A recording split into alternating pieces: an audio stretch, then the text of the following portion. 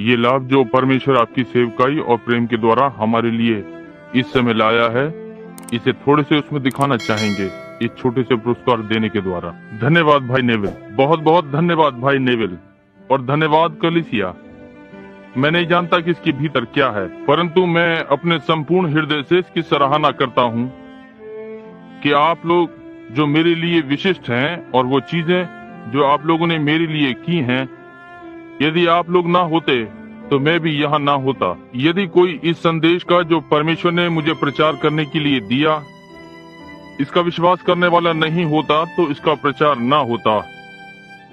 हम दो ही होते जो एक साथ कार्य करते हैं, इसलिए मैं इसकी बहुत सराहना करता हूँ। हमारी कलीसिया में थोड़े बहुत लोग हमारे मध्य में हैं जो सदा हास्य स्वभाव वाले हैं।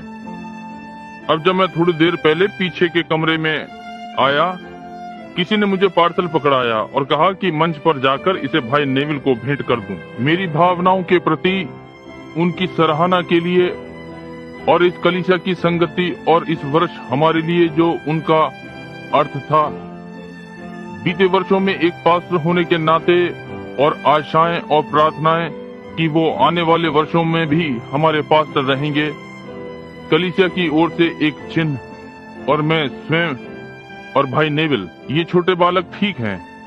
मैं सोचता हूँ कि ये छोटे छोटे बालक अपने अपने कमरों में जाएंगे।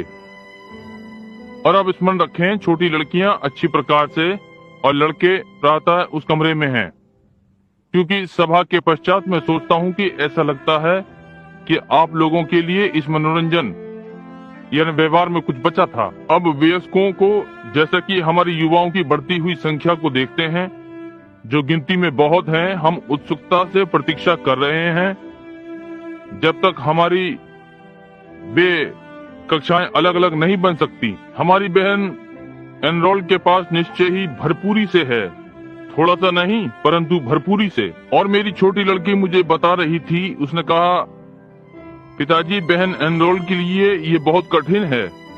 उसने कहा क्योंकि वो हमसे ऐसी भाषा में बात कर रही होंगी जिसे कि हम समझ सकेंगे, और तब छोटा बच्चा भी कुछ करेगा और उसे उन्हें रोककर ठीक करना होगा।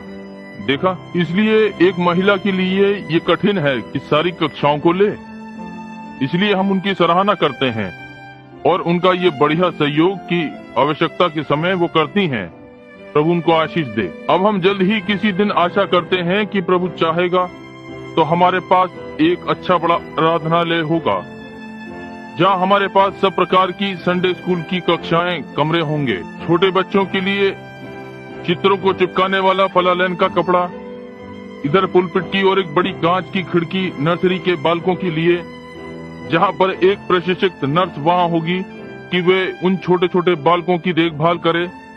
तब आराधनाओं में विघ्न नहीं होगा। चलना फिरना या आसपास आवाज, ये छोटे बालक चंचल हैं, वे नहीं समझते।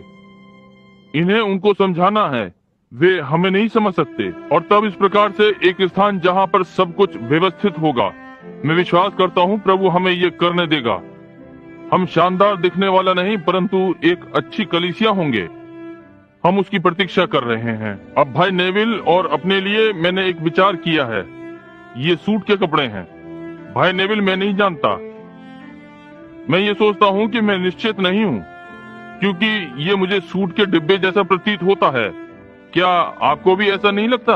ओह, और ये या तो सूट है या बड़े वाला कोट, और मैं ये दोनों एक से प्रतीत होते हैं। इसलिए यहाँ दर्शाना व्यक्ति के लिए सम्मानित नहीं है, और इसलिए मेरे पास बड़ा कोट है और मैं जानता हूँ कि ये बड़ा कोट नहीं है, इसलिए ये आपके पास भी एक है, इसलिए ये सूट होना चाहिए। और ये बस, हम इसके लिए आपकी बहुत सराहना करते हैं। और मैं निश्चित हूँ कि एक पास्टर चरवाहा होने के नाते, पास्टर शब्द का अर्थ एक चरवाहा जो भेड़ों को चराता है, निश्चय ही कि हम आपके आभारी हैं, आप में से प्रत्येक, क्योंकि ये आपकी कृपा और विचार थे और पैसे जिससे आज प्रातः ये पुरस्कार हमारे लिए संभव हो सके। और परमेश्वर के अनुग्रह से होते हुए हम स्वयं आपके पास्टर होने की शपथ लेते हैं कि आपका सही मार्गदर्शन करने के लिए सब कुछ करेंगे। हो सकता है कभी कभी जिस प्रकार हम बोलते हैं समझना कठिन हो, परंतु हम ये केवल एक मार्गदर्शक के समान कर रहे हैं। आपकी उस स्थान के लिए अगुवाई कर रहे हैं कि पुनरुत्थान में आप हमारी बहुत सराहना करेंगे, क्योंकि हम अपने को बचाने के लिए नहीं विचारते। जब हम आपसे बोलते हैं अपने विचारों को नहीं, परंतु जैसा पवित्र आत्मा हमारी अगुवाई करता है कि करें। और यही हमारा प्रयास यही रहा है कि हम अब भी वही करने का प्रयास कर रहे हैं। ये ठीक बात है। पास्टर और मैं स्वयं हम चमकते सूर्य को देखकर आभारी हैं। मेरा भाई कह रहा था, उसने भाई फ्रॉगी वेवर को फ्लोरिडा में संदेश भेजा। कहा केवल वही नहीं जो बड़े दिन पर अपनी कमीज की आस्तीनें ऊपर करके कार के सामने के शीशे को धोए, वो इसी कार्य को पूरे जोश के साथ कर रहा था। आप जानते हैं फ्लोरिडा में बहुत आज से सूर्य चमकता है। फ्लोरिडा को सूर्य सारे समय देखता रहता है, इसलिए इसे इंडियाना में आना चाहिए और देखना चाहिए कि सब चीजें किस प्रकार से चल रही हैं। क्या आप ऐसा नहीं सोचते? वो आया है, इसलिए हम प्रसन्न हैं आज प्रातः कम से कम कुछ क्षणों के लिए। परंतु इस सब के ऊपर हम परमेश्वर के पुत्र के उजियाले के लिए धन्यवादित हैं, जो कि हमें अनंत आनंद देता है। मुझे आश्चर्य होगा यदि ये छोटा लड़का जो अभी अभी अंदर आया है वो अपने माता पिता के साथ बैठना चाहेगा, या वहाँ पीछे कोई संडे स्कूल की कक्षा है। छोटे बालक, यदि तुम पीछे जाकर जाना चाहते हो, भाई टेलर, क्या आप इस छोटे सज्जन बालक का कक्षा की ओर मार्गदर्शन करेंगे? ये बहुत अच्छा है। कभी कभी वे अपनों के साथ रहना चाहते हैं। आप जानते हैं उनकी आपस की बात तो होती है, वे बात करना चाहते हैं, और ये इसी प्रकार से है। छोटी 12 वर्षीय लड़की, जैसा कि मैंने अक्सर कहा है, यदि आप छोटी 8, 9, 10 वर्षीय लड़की को दादी के साथ साथ घूमते देखें तो वहाँ कुछ गड़बड़ है, समझे? वहाँ कुछ गड़बड़ी है, क्योंकि उनकी आयु में बहुत अंतर है। आप कल्पना कर सकते हैं कि दादी के पास टॉफियों का थैला हो कहीं, ताकि वो अपना हाथ उस पर रखे, और ये छोटी बच्ची, वो बड़ी बड़ी आंखें उस टॉफी के थैले के लिए चमक रही हों, क्योंकि साधारणतः उनके पास बात करने के लिए कुछ नहीं होगा, कुछ नहीं, केवल उसको दुलार करने के लिए। परंतु ये इसी प्रकार से है, और हम प्रसन्न हैं कि ये इस प्रकार से है। और तब मैं ये कथन दे रहा हूँ, मैंने एक बार किया है मेमने और पंडित के प्रचार करने में। आप देखिए, उनकी बातें एक सी होती हैं, वे चीजों के विषय में बात कर सकते हैं। मैसोनिक लॉज उन मैसोनिक भाइयों के पास बात करने के लिए होता है। ओल्ड फेलो लॉज के भाई लोग, जर्मनियों के पास जर्मन की बातें करने का विषय होता है। जब जर्मनी आपस में एक दूसरे से मिलते हैं, एक जब अपने घर के स्थान से आता है, इटली वालों के पास बातों का विषय आपस में होता है, और मसीहों के पास बात करने का विषय होता है। इसी कारण हम इस प्रकार के स्थान में एकत्र होते हैं, मसीह यीशु में, स्वर्गीय स्थानों में, क्योंकि हम एक ही राष्ट्र के नागरिक हैं। हम यहाँ यात्री और परदेसी हैं इस संसार के लिए। इसलिए इस सबत की प्रातः हम एक दूसरे से प्रेम करते हैं और प्रार्थना के समय एक साथ एकत्र होते हैं, क्योंकि हमारी बातें एक सी हैं। हम सामान्य बातों पर बातें करना पसंद करते हैं, सामान्य बातें जो हम पसंद करते हैं, प्रभु और उसके कार्य। किसी के हृदय में कुछ उत्तेजना होती है, प्रभु ने उन्हें चंगा किया है और स्वयं को वहाँ उपस्थित करना चाहते हैं। देखो प्रभु ने क्या किया है। किसी को महान आशीष मिली है और वो आराधनालय जाना चाहता है कि किसी को ये बताए। देखिए, इसलिए यही कारण है कि हमारी बातें सामान्य होती हैं। मुझे आज प्रातः ऐसा प्रतीत होता है कि आराधनालय में ध्वनि व्यवस्था अच्छी है। मुझे ऐसा लगता है कि मैं निश्चित नहीं हूँ, ऐसी गूंज है यहाँ। परंतु बीते सप्ताह की बेदारी के परिणाम के लिए मैं आनंदित हूँ, समझे? इसने केवल आसपास में ही नहीं हलचल की, बल्कि विभिन्न रास्तों में भी हमने वहाँ से सुना है कि प्रभु बहुत अच्छा था। अब यदि पुरानी बातों को भूल जाएं और तैयारी के साथ प्रभु में आ जाएं, आशीष पाने के लिए तैयार हो गए हैं। यदि उस छोटे समय ने ये किया, तो यदि हम निरंतर चलते रहें तो क्या होगा, समझे? इसलिए हम इसे बुझने ना दें। हम इसमें और चीजें मिलाते जाएं सारे समय, जब तक कि धुएं का चिन्ह समझ संसार में ना दिखाई दे कि यीशु मसीह जीवित है और हमारे हृदयों में आग जल रही है। मेरे अपने और मेरी पत्नी और आदि के नए समर्पण करने के बाद से हमने ध्यान दिया है कि घर के आसपास चीजें बहुत भिन्न हैं और ऐसे अधीर नहीं जैसे कि हम थे, चंचल और उछलने वाले कि हम ये नहीं लेंगे और वो नहीं लेंगे। हमने इसे शांतिपूर्वक लिया और अधिक होने दिया। इसलिए अब नव वर्ष आ रहा है और हम नई बातें लाने में विश्वास नहीं करते। हम केवल विश्वास करते हैं कि पुरानी बातों को जलाकर समाप्त कर दें। इसलिए आने वाले वर्ष में स्वयं को परमेश्वर के लिए पवित्र रखें। हम नहीं जानते कि प्रभु हमारे लिए क्या करेगा, परंतु हम आप सबके आभारी हैं। मैं मसीह की देह के हर सदस्य के लिए जो हर जगह है धन्यवादित हूँ और विश्वास के विभिन्न क्षेत्रों में। इससे कोई मतलब नहीं कि वे मुझसे कितने असहमत हैं।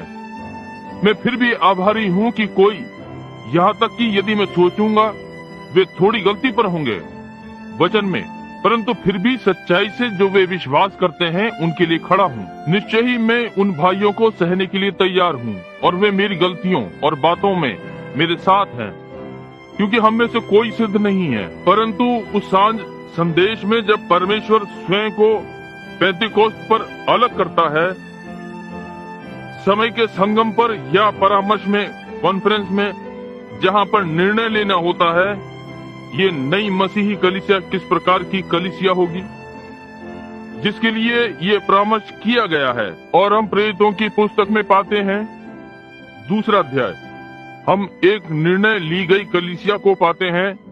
किस प्रकार की कलीसिया? कलीसिया क्या होगी? जब उसने मसीह को स्वीकार किया तो उसकी प्रतिक्रिया क्या होगी? मुझे ये अच्छा लगता है और मैं गंभीरता से उसके लिए यत्न कर रहा हूँ। वो कलीसिया जो एक बार पेंतीकोस्त पर स्थापित की गई, अब उस समय ये अजीब थी, ये अब भी विचित्र है और रहेगी जब तक पाप जगत में है और युद्ध लड़ा जाना है। ये हमारे शत्रु के लिए विचित्र रहेगी, परंतु फिर भी ये परमेश्वर के लिए बहुमूल्य है, जिसके लिए हम गंभीरता से यत्न कर रहे हैं कि परमेश्वर हमारे लिए करेगा। अब घोषणाएं मेरा अनुमान है कि भाई नेविल ने पहले ही कर दी हैं और इस प्रातः घर पर प्रार्थना के लिए और प्रभु के मुख को खोजने के लिए, इस आने वाले वर्ष के लिए परमेश्वर की सहायता से, यदि वो मेरी सहायता करेगा, मैं इस लड़ाई को बहुत यत्न से लड़ूंगा जो मैंने कभी अपने समस्त जीवन में लड़ी है। और संभव है इस वर्ष विदेशों में काफी समय व्यतीत हो और हयाती और द्वीपों में और दक्षिणी अमेरिका और अफ्रीका और एशिया और भारत और ऊपर स्कैंडिनेवियन में, और ये सब इस सप्ताह में तय होना है यदि प्रभु ने अनुमति दी। इसलिए जब मुझे किसी बात की अगुवाई अनुभव होती है या कहीं जाने की, प्रभु को मुझे ऐसा करने के लिए भेजना होता है, तब जब मैं हवाई जहाज से भूमि पर उतरता हूँ और ऐसा प्रतीत होता है कि यहाँ एक आया है और कहा, ओ ये विशेष नामधारी हट गया, उसने ये किया या ये गलत चला गया या हम ये नहीं कर सके, या प्राधिकारी कहते हैं कि हम सभा नहीं करा सकते, तब मैं स्थिर रहना पसंद करता हूँ। परंतु मैं प्रभु के नाम में आता हूँ और तब मैं जानता हूँ कि ये शैतान है। देखिए, है कि नहीं? क्या मैंने गलती की है? मेरी अगुवाई हुई है। तब आप पहिए के साथ अपना कंधा लगा सकते हैं और युद्ध को लड़ सकते हैं। अब इससे पहले कि हम पुस्तक खोलें या परमेश्वर से इसे खोलने को कहें, ये जैसा कि हम इसे पढ़ते हैं, मैं कहना चाहता हूँ जिस कारण इस प्रातः मैं संदेश को कलीसिया के पास लाया हूँ, कलीसिया के लिए ये मेरा बड़े दिन का संदेश है। इस विषय में जैसा मैं विश्वास करता हूँ, यदि पवित्र आत्मा ने मेरी सहायता की कि आपको बताऊं, इससे कोई मतलब नहीं कि पवित्र शास्त्र में ये कितना सुंदर लिखा है और व्यक्ति इसे कितना समझता है। उन्हें पवित्र आत्मा पर इसके लिए निर्भर होना पड़ता है कि लोगों को बताएं। और ये ठीक बड़े दिन के बाद, जब आप तमाम बड़े दिन की कहानियां सुन चुके हैं और रेडियो प्रसारण और आदि आदि बड़े दिन के संदेशों के, ये बड़े दिन की कहानी के लिए थोड़ा विचित्र होगा, परंतु फिर भी परमेश्वर ने ये मेरे हृदय पर रखा है। और अब हम अपने सिरों को थोड़ा समय के लिए झुकाएंगे उसकी उपस्थिति और साय में, उसकी धार्मिकता की अनुग्रह मांगे। ओ परमेश्वर, हमारे धन्य बचाने वाले और पिता, हम तेरे अनुग्रह के सिंहासन के समीप आ रहे हैं। प्रभु यीशु मसीह के नाम में तेरे पुत्र के समक्ष इस प्रातः हम स्वयं को दीनता में उपस्थित करते हैं कि तुझसे अपनी प्रार्थनाएं करें। और धन्यवाद उस सब के लिए जो तूने हमारे लिए किया है। विशेषतः पिछले सप्ताह हमारे हृदय कैसे भूखे हुए और लोगों ने उपवास रखा और पवित्र आत्मा ने उन्हें आशीषित किया, हमारे मध्य में महान कार्य किया, रोगी चंगे किए गए और परमेश्वर को जाना गया कि वो जीवता और वो अपने लोगों से प्रेम करता है। और ये कि भविष्यद्वक्ता के वचन अब भी इतने सत्य हैं। जब वो प्रभु परमेश्वर के वचन बोला, जब उसने कहा, यदि वे लोग जो मेरे नाम के कहलाते हैं एक साथ एकत्र होंगे और प्रार्थना करेंगे तो मैं स्वर्ग से सुन लूंगा। वे शब्द ऐसे ही सत्य हैं जैसे उन्होंने पहले दिन बोला। प्रभु, हम ऐसा ही पाते हैं। अब हमें क्षमा करें। हम अपने सारे पापों, अपने सारे अविश्वास को, जो कि पाप है, प्रार्थना करते हैं। और हम प्रार्थना करते हैं कि आप हमें उसी विश्वास पर वापस ले आएंगे जिसने उस पहली कलीसिया को एक बार हिला दिया था। सरल आरामदायक जीवन नहीं मांग रहे हैं, परंतु परमेश्वर के अनुग्रह को मांग रहे हैं और उसकी उपस्थिति के लिए और उसकी आशीषें हमारे साथ जाएं। चाहे ये इस क्षेत्र में हो या सागर पार, चाहे ये प्रचुरता में हो या सरलता, चाहे ये युद्ध की अगली पंक्ति, कोई बात नहीं, ये कहीं भी हो। प्रभु, आपकी छोटी सी इच्छा हमारी आपकी सेवा में परम इच्छा हो, इसे हमें स्पष्ट कर दें ओ प्रभु। तब हम मार्ग में चूकेंगे नहीं, क्योंकि हम अंधकार और अंधे संसार में चलते हैं, अंधे लोगों के मध्य में। इसलिए पिता, हमारे मार्ग को साफ कर दे और जैसा आप चाहें हमारी अगुवाई करें। अपने चरागाह की भेड़ों की झुंड के चरवाहे सुंदर और दीनता में अपने लोगों का मार्गदर्शन करें। जैसे कि आज प्रातः हम प्रातः काल के संदेश की प्रतीक्षा करते हैं, होने दे कि पवित्र आत्मा प्रत्येक हृदय से स्पष्ट रूप से बातें करे और उन झलकियों को जो परमेश्वर के भविष्यद्वक्ता ने बोली थी पकड़ सके। तब उसमें से होते हुए परमेश्वर की उपस्थिति की महिमामय आशीषें हर वचन की पुष्टि करें। हम ये यीशु आपके पुत्र हमारे बचाने वाले के नाम से मांगते हैं, आमीन। आज प्रातः हम अपने श्रोताओं से पूछेंगे, वे जिनके पास बाइबलें हैं, यदि वे मेरे साथ पवित्र वचन को पढ़ना चाहते हैं या जैसे जैसे मैं पढ़ता हूँ साथ साथ देखना चाहते हैं।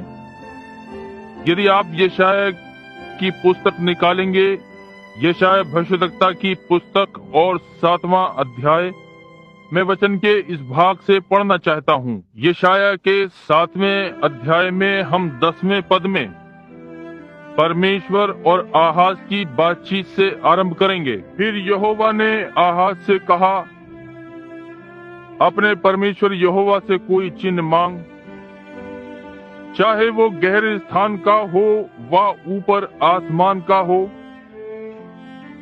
आहाज ने कहा, मैं नहीं मांगने का और मैं यहोवा की परीक्षा नहीं करूंगा। तब उसने कहा, हे दाऊद के घराने सुनो, क्या तुम मनुष्यों को उकता देना छोटी बात समझकर अब मेरे परमेश्वर को भी उकता दोगे? इस कारण प्रभु आप ही तुमको एक चिन्ह देगा। सुनो, एक कुंवारी गर्भवती होगी और पुत्र जनेगी और उसका नाम इमैनुएल रखेगी। और जब तक वो बुरे को त्यागना और भले को ग्रहण करना न जाने, तब तक वो मक्खन और मधु खाएगा, क्योंकि उससे पहले कि वो लड़का बुरे को त्यागना और भले को ग्रहण करना जाने, वो देश जिनके दोनों राजाओं से तू घबरा रहा है निर्जन हो जाएगा। यदि मैं मूल पाठ लेने के लिए इस विषय को कहूँ, मैं सर्वोच्च चिन्ह शब्द का प्रयोग करना चाहूँगा। जब हमारे पास काली घनी रात होती है और उस समय ऐसा प्रतीत होता है कि ये रात इतनी अंधकार भरी है कि हम अपने सामने के हाथ को भी नहीं देख सकते, ये उस समय बिजली अत्यधिक चमकती है। ये हमें दर्शाने के लिए भेजी जाती है कि अंधकार में भी उजियाला हो सकता है। ये आहाज के राज्य के समय था, एक दुष्ट राजा। और यदि आप ध्यान दें कि प्रभु ने संदेश आहाज के नाम नहीं दिया, परंतु दाऊद के घराने के नाम, हे दाऊद के घराने सुन, ये चिन्ह होगा, क्योंकि वे युद्ध में थे भाई भाई के विरुद्ध। और प्रतीत होता है कि इजराइल की यात्रा का घोर अंधकार का समय था और उनके परदेशी होने का समय, परंतु परमेश्वर भविष्यवक्ता के द्वारा चिल्लाता है, एक अनंत चिन्ह। अब चिन्ह बहुत सी बार लोगों के पास चिन्ह है और हम चिन्हों से भरे संसार में रहते हैं। मनुष्य ने निश्चित चिन्ह को पाने का यत्न किया। मनुष्य ने अपने वैज्ञानिक खोज के द्वारा, अपनी उपलब्धि के द्वारा चिन्ह बनाने का यत्न किया, जो कि अति विशिष्ट होगा, या उसकी बुद्धिमत्ता का स्मारक कि वो कितना महान है या वो कितना महान बुद्धि वाला है। उसने ये युगों से होते हुए किया है। उदाहरण के लिए, अभी कुछ सैकड़ों वर्ष पहले जब संसार के समुद्र ज्ञान ने ये निर्णय लिया कि वे इतने तेज हैं कि वे संसार को अपनी समझदारी की तकनीक का चिन्ह देंगे, कि वे स्वयं एक ऐसा पानी का जहाज बना सकते हैं कि उसे कोई लहर डुबा नहीं सकती। और उन्होंने इस पानी के जहाज को टाइटैनिक कहा। यह संसार की यादगार रहेगा कि पानी के जहाज बनाने की तकनीक अपनी सिद्धता पर आ चुकी है, ताकि वे संसार को दिखा सकें कि ये पानी का जहाज डूब नहीं सकता। इसलिए बनाने वाले की बुद्धि के आधार पर सारी सुरक्षा के साथ और उनकी भाषा और बातचीत और वैज्ञानिक प्रमाण कि ये जहाज डूब नहीं सकता, तब जब लोगों के सामने बातें इस प्रकार रखी गईं, तो उन्हें ऐसा लगा कि सब कुछ ठीक है। जहाँ तक वैज्ञानिक अनुसंधान कहता है कि ये बिल्कुल ठीक है। इसलिए वे इस जहाज से समुद्र पार कर रहे थे और इसकी जल यात्रा और स्वयं को सुरक्षित अनुभव कर रहे थे कि उन्हें कोई हानि नहीं हो सकती। उन्होंने एक बड़ी शराब की दावत की और सारे के सारी महिलाएं और पुरुष जो उस पर सवार थे, या उनमें से बहुत से, मैं ये कह सकता हूँ, मतवाले हो गए। यहाँ तक कि वे कहते, चालक और कप्तान कहता, और सारे के सारे, और बैंड ने जाज संगीत बजाया, जो कि उन दोनों की एक महान सनक थी, जैसे कि आज हम में रॉक एंड रोल है, क्योंकि वे सुरक्षित थे, वे जहाज में थे। उन लोगों ने संसार को अपनी बुद्धि मानी का एक चिन्ह दिया था कि ये जहाज समुद्र की किसी भी लहर को झेल सकता है। जबकि वे शराब पीने के पूरे उफान में थे, ये कोहरे की ओर बढ़ गया और कप्तान ने कहा कि हमें इंजनों की जांच कर लेनी चाहिए, परंतु बड़े अधिकारी ने कहा, इसे सीधा बढ़ने दो, हमें निश्चित निमंत्रण के लिए बंदरगाह पर पहुंचना है। वो कोहरे में ऐसे जा रहा था जैसे कि वो हर परिस्थिति में सिद्ध हो। अचानक वो हिमखंड से टकरा गया और वो पानी में डूब गया। और हमें कवि के द्वारा, जिसने गीत लिखा है, बताया क्या परमेश्वर ने अपने सामर्थी हाथ के द्वारा दर्शाया कि ये संसार स्थिर नहीं रह सकता? उनकी बड़ी उपलब्धि सागर के नीचे चली गई, जिसमें सैकड़ों सैकड़ों लोग शराब पिए हुए सवार थे। ये नहीं चलेगा। ये एडोल्फ हिटलर था जिसने जर्मन के लोगों को चिन्ह दिया कि वो ही कुशाग्र बुद्धि वाला था। वो सारे सैनिक जीवन के विषय में जानता था और उसे बिना मानहानि के उसने उस विषय में बहुत कुछ जान लिया। परंतु उसने जर्मन के लोगों को, हम क्या कहते हैं, मैग्नेट रेखा बनाने के द्वारा आश्वासन दिया, या सिफ्राइड रेखा के द्वारा, कि उसने करोड़ों टन सीमेंट और कंक्रीट और लोहा एक साथ झोंक दिया। उसने उसमें अपना विश्वास जताया कि वो अपना मुख्यालय सामने की रेखा पर ले गया, जहां रेस्टोरेंट और व्यापारिक स्थान नीचे भूमि में संचालित हो रहे थे, जहां करोड़ों टन लोहा और सीमेंट था। कोई मतलब नहीं, कुछ होता रहे। जर्मन किला बंद था, वो सुरक्षा का चिन्ह था, परंतु आधुनिक धमाके ने इसे अनंतता में उड़ा दिया और हिटलर उसके साथ। ये निमरूद था एक दिन, जिसने कहा कि वो एक मीनार बनाएगा जो उसके लोगों को लाएगा। वो दिखा सकता था कि वो अपनी बुद्धि से क्या प्राप्त कर सकता था, और उसे एक मीनार बनानी थी जो बादलों के पार जाती। यदि कभी परमेश्वर का क्रोध आता तो वो उसके साथ चतुराई करता। अपने वैज्ञानिक अनुसंधान से वो पत्थरों को इस प्रकार से सुसज्जित कर सकता था और चट्टानों को इस प्रकार से कि वो लोगों को अपनी बुद्धि से सुरक्षित स्थान में ले जाता। वो भाषाओं की उलझन से विफलता पर लाया गया और वे उस मीनार को बनाकर समाप्त न कर सके। वो नबूकदनेस्सर था जिसने बाबुल की दीवार बनाई और उसके ऊपर घमंड किया। इतनी बड़ी थी कि 6 घोड़े रथों के साथ उस पर चक्कर लगा सकते थे। उसके दरवाजे इतने बड़े थे कि जब तक आदमी का पसीने के साथ दम न निकल जाता। सैकड़ों टन पीतल उसमें लगा था। उस महान नगर में वे पुरुषों के झुंड को उसे खोलने के लिए लेते थे। नबूकदनेस्सर को कोई छू नहीं सकता था, परंतु एक रात्रि घोर अंधकार में ये सोचते हुए कि वे सुरक्षित हैं, अपनी उस वैज्ञानिक दीवारों के पीछे अपने उन समयों के हथियारों के साथ वहां एक हाथ दीवार पर लिख रहा था, और यही अंत था। ओ कैसे मनुष्य मनुष्य को सुरक्षित ले आने का यत्न करता है, स्वयं को सुरक्षित करता है अपने ही उपलब्धि के चिन्ह के द्वारा। ऐसा लगता है क्योंकि वे मनुष्य चिन्ह ढूंढते हैं, इसका कोई कारण होना चाहिए। मनुष्य में कुछ है जो किसी कारण या चिन्ह को खोजता है कि कहीं से वो सुरक्षित हो जाए। तब परमेश्वर बोल पड़ा, कहा कि मैं उन्हें एक अनंत चिन्ह दूंगा। मैं कलीसिया को अनंत चिन्ह दूंगा। ये कोई महान दीवार या मीनार ना थी। उसने कहा एक कुंवारी गर्भवती होगी और पुत्र जनेगी और उसका नाम इमैनुएल रखेगी।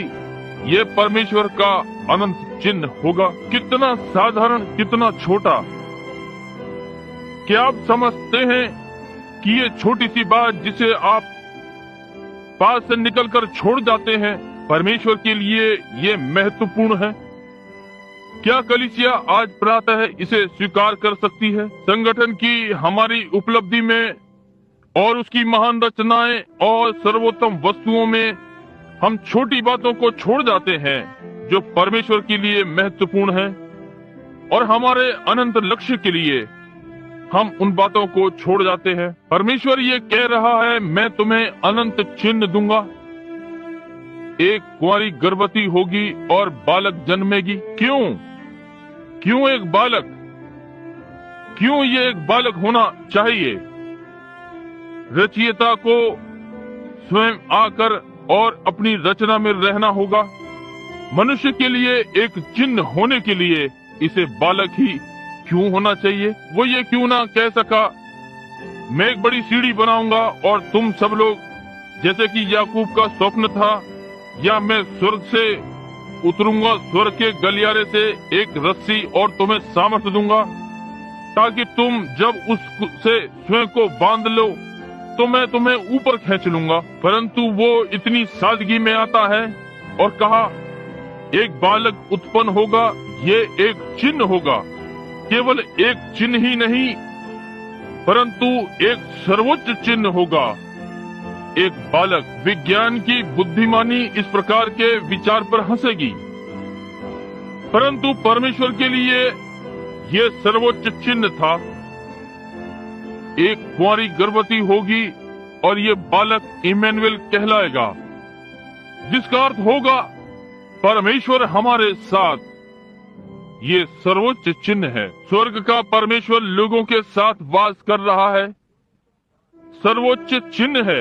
ये केवल उसी दिन के लिए चिन्ह नहीं होगा, परंतु इस दिन के लिए और सब समय के लिए कि परमेश्वर अपने लोगों के साथ रहता है। इमैनुएल, परमेश्वर हमारे साथ, ये सर्वोच्च चिन्ह है।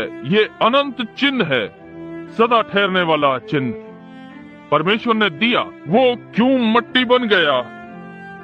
अपनी ही सृष्टि की धूल, सृष्टिकर्ता वो बन गया, अपनी ही सृष्टि की धूल। मनुष्य बड़ी बड़ी चीजें करने का यत्न करता है, परंतु जब परमेश्वर ने चिन्ह दिया, ये छोटी सी बात थी। मनुष्य बड़ी बड़ी बातों से मतलब रखता है, परमेश्वर छोटे छोटे मामलों से मतलब रखता है। मनुष्य ये कहने का यत्न करता है, क्योंकि हर कोई इस ओर जाता है, तो हम ऐसा करें जैसे वे हॉलीवुड में करते हैं। परमेश्वर अल्पसंख्यक को चाहता है, वो बड़ी बड़ी चीजों को छोड़ देना चाहता है कि छोटों को ग्रहण करे। एक बालक उत्पन्न होगा, छोटा इमैनुएल उत्पन्न होगा। सृष्टि का परमेश्वर अपनी ही सृष्टि का भाग बन जाता है। परमेश्वर स्वर्ग और पृथ्वी का सृष्टिकर्ता, जिसने भूमि और पेड़ों को बनाया और सारी चीजें और उसका भाग बन गया, ये एक चिन्ह होगा। वो मनुष्य के मार्ग से आएगा। अब वो किसी और मार्ग से भी आ सकता था, वो दूसरी विधि से मार्ग से भी आ सकता था जो उसके आने का था, परंतु उसने यही मार्ग चुना कि चिन्ह दे, सर्वोच्च चिन्ह। एक कुंवारी गर्भवती होगी और पुत्र जनेगी और वे उसे इमैनुएल कहेंगे। अब ये किस लिए था? किस कारण? उसने स्वर्गदूत बनना क्यों नहीं चुना? वो ये कर सकता था, वो एक पूर्ण परिपक्व मनुष्य की तरह आ सकता था। वो स्वर्गदूतों की पूरी सलामी के साथ और समस्त स्वर्गीय प्राणियों के साथ स्वर्ग के गलियारे से सोने की सीढ़ी से होता हुआ उतर सकता था। वो स्वर्गदूतों के संगीत के साथ उतर सकता था, वो ये कर सकता था, परंतु उसने कहा, मैं तुम्हें एक चिन्ह, एक सर्वोच्च चिन्ह दूंगा, सदा का चिन्ह। एक कुंवारी गर्भवती होगी और पुत्र जनेगी। और जब उसे वो स्थान चुनना था कि ये बालक जन्म ले, वो सीढ़ी से नीचे उतर सकता था। पूरे स्वर्गीय सम्मान के साथ वो स्वर्ग से स्वर्गदूतों के समान उतर सकता था, या पूरे परिपक्व व्यक्ति के समान, परंतु वो राजा के महल में भी आ सकता था। परंतु उसने कहा, मैं एक चिन्ह दूंगा, और चिन्ह चरवाहों को बताया गया। तुम उसे एक चरनी में पाओगे, कपड़े में लिपटा हुआ। ये सर्वोच्च चिन्ह, जिसने गोबर के ढेर और खत्ते की बदबू में अपने लिए, यहाँ तक कि कोई कपड़ा भी नहीं, वो इमैनुएल। शैतान बड़ी बड़ी चीजें बनाना चाहता है और चमकदार। परमेश्वर चीजों को दीनता में रखता है। एक सर्वोच्च चिन्ह। तुम बालक को पशुओं वाले कपड़े में लिपटा हुआ पाओगे, चरनी में पड़ा है।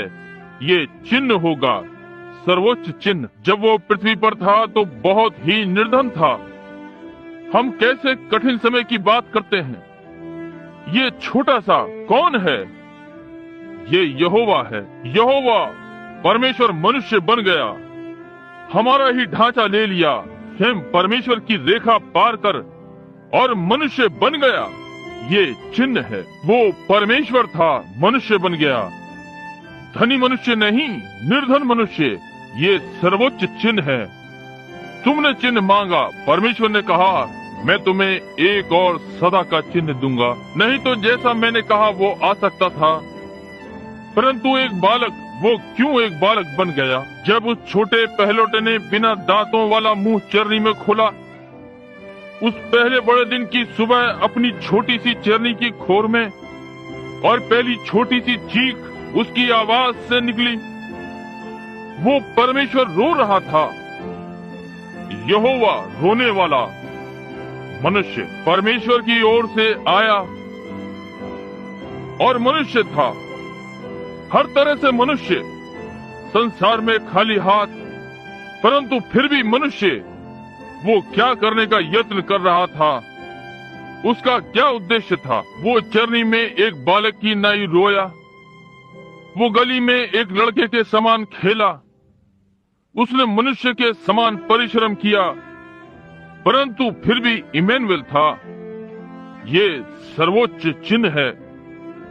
परमेश्वर अपनी सृष्टि में जिसे उसने रचा उसमें रह रहा है।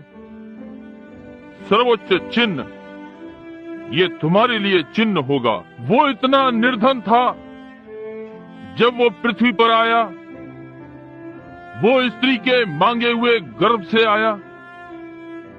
गढ़ने के लिए उसने किसी की कब्र ली। परमेश्वर एक कुंवारी गर्भवती होगी, बिना संसर्ग के, अपने कर्तव्य को करने के लिए, ताकि वो अनंत चिन्ह दे। यहोवा ने एक महिला मरियम का गर्भ मांगा और पृथ्वी पर इतना निर्धन था, उसने अपने 33.5 वर्षीय सेवकाई के बाद उसे अपने गढ़ने के लिए दूसरे की कब्र लेनी पड़ी। क्या आप कल्पना कर सकते हैं?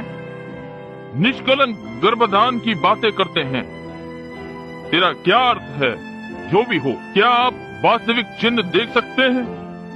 यहोवा हम में से एक बन गया। यहोवा परमेश्वर पृथ्वी पर है, उस पर जिसे उसने रचा क्षणिक परदेशी के समान त्यागा हुआ, निकाला हुआ और उस पर हंसा गया, ठट्टा उड़ाया गया।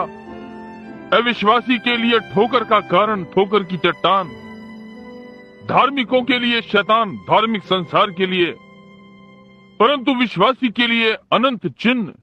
परमेश्वर हमारे संग, एक सर्वोच्च चिन्ह। क्या आप इसे देख सकते हैं? परमेश्वर प्रकट हुआ, परमेश्वर ने स्वयं को संसार के सामने उपस्थित किया, एक घूमने वाले के समान। किसी और मार्ग से आ सकता था, परंतु इसी मार्ग को चुना। इसे सुने, चूके नहीं। मैं सोचता हूँ कि परमेश्वर अपने विचार में वो मनुष्य जाति से अनुरोध करता होगा। ये विश्वासी के लिए है, ये अनुरोध ही है। जब हमारा परमेश्वर हम में से एक बन गया, परंतु औपचारिक अभक्ति लोगों के लिए ठोकर का कारण है। मैं तुम्हें एक चिन्ह दूंगा, एक कुंवारी गर्भवती होगी, इमैनुएल तुम्हारे साथ होगा। परमेश्वर ने सोचा ये मानव जाति के लिए अनुरोध होगा कि हमारा परमेश्वर हम में से एक बन गया, कि वो अपने आपे में से बाहर आ गया और हमारी मिट्टी बन गया, कि वो हमारे मूल में से हो गया, सृष्टिकर्ता जिसने सारी वस्तुएं बनाई। और फिर इसने भविष्यवाणी को पूरा किया, भविष्यद्वक्ता ने इसे देखा। और दूसरी बात, वचन धूल बन गया, शरीर और हमारे मध्य में वासा किया। यहोवा वचन मनुष्य हो गया, हमारे साथ मिट्टी और मंदिर हो गया। अनंत चिन्ह कभी समाप्त नहीं होगा। ओ, जब हम इस विषय में सोचते हैं, एक अनंत चिन्ह, सब चिन्हों में सर्वोच्च चिन्ह, परमेश्वर हम में से एक हो गया, तब फिर उसे अब्राहम का वंश होना चाहिए। अब्राहम अवश्य ही हवा का वंश था। हवा का वंश था, जिसे सर्प के सिर को कुचलना था। परंतु अब्राहम, यदि तुम इसे समझ सको, उसका विश्वास परमेश्वर में था, जो कि परमेश्वर के आत्मा से जुड़ गया मनुष्य के शरीर के साथ। यही जहाँ से विश्वास आता है। वो क्यों अब्राहम का वंश हो सका, ना कि सारे लोगों का। केवल आत्मा और शरीर के आपस में मिल जाने से परमेश्वर स्वयं को बना रहा था, सारी बुराइयों को तोड़ रहा था, उखाड़ रहा था, शरीर के अधीन ला रहा था वो मिट्टी जिसकी उसने सृष्टि की, और आपके साथ संभागी होकर निवास करे। दूसरी बात, उसने कभी भी अपनी व्यवस्था को ना तो तोड़ा ना विरोध किया। वो ये नहीं कर सकता। इसलिए एक कुंवारी, मैं तुम्हें एक चिन्ह दूंगा, टाइटैनिक का नहीं, यूएन का नहीं, मैं तुम्हें सुरक्षा का चिन्ह दूंगा। एक कुंवारी गर्भवती होगी, वो एक पुत्र को जन्म देगी, उसे इमैनुएल कहेगी। ये चिन्ह है। जी हाँ, आप परमेश्वर की छुटकारे की योजना में देखिए, जैसे कि ये बोआज और नियोमी में था, इसमें एक करीबी रिश्तेदार होना था और केवल एक मार्ग था कि मनुष्य बचाया जा सकता था, कि परमेश्वर ही करीबी रिश्तेदार बन जाता, बिल्कुल समीप का। मैं चाहता हूँ कि आप इसे देखें।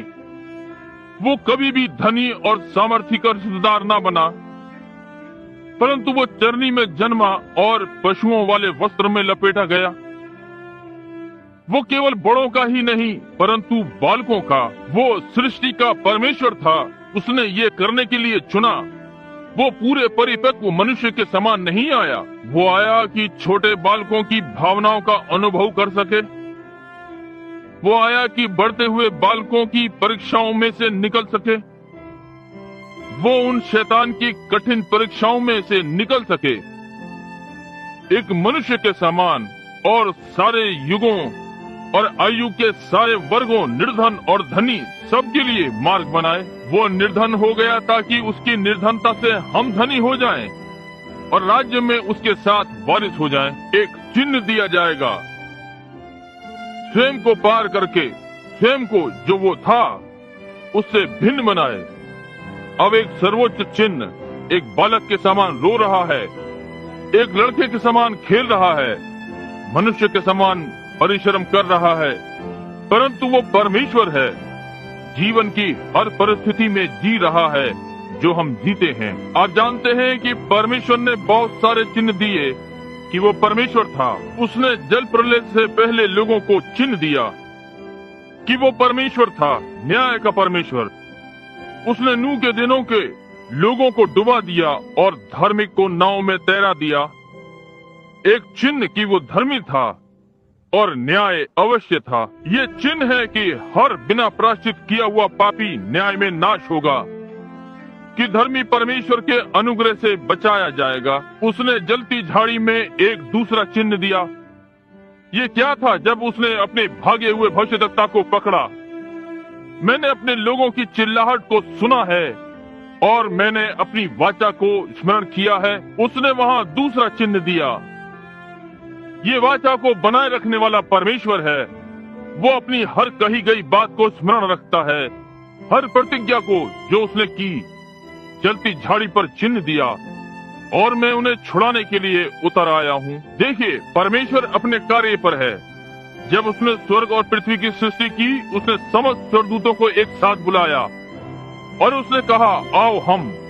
पवित्र शास्त्र में हर स्थान में जहाँ उसने कुछ किया, मैं नहीं परंतु मेरा पिता।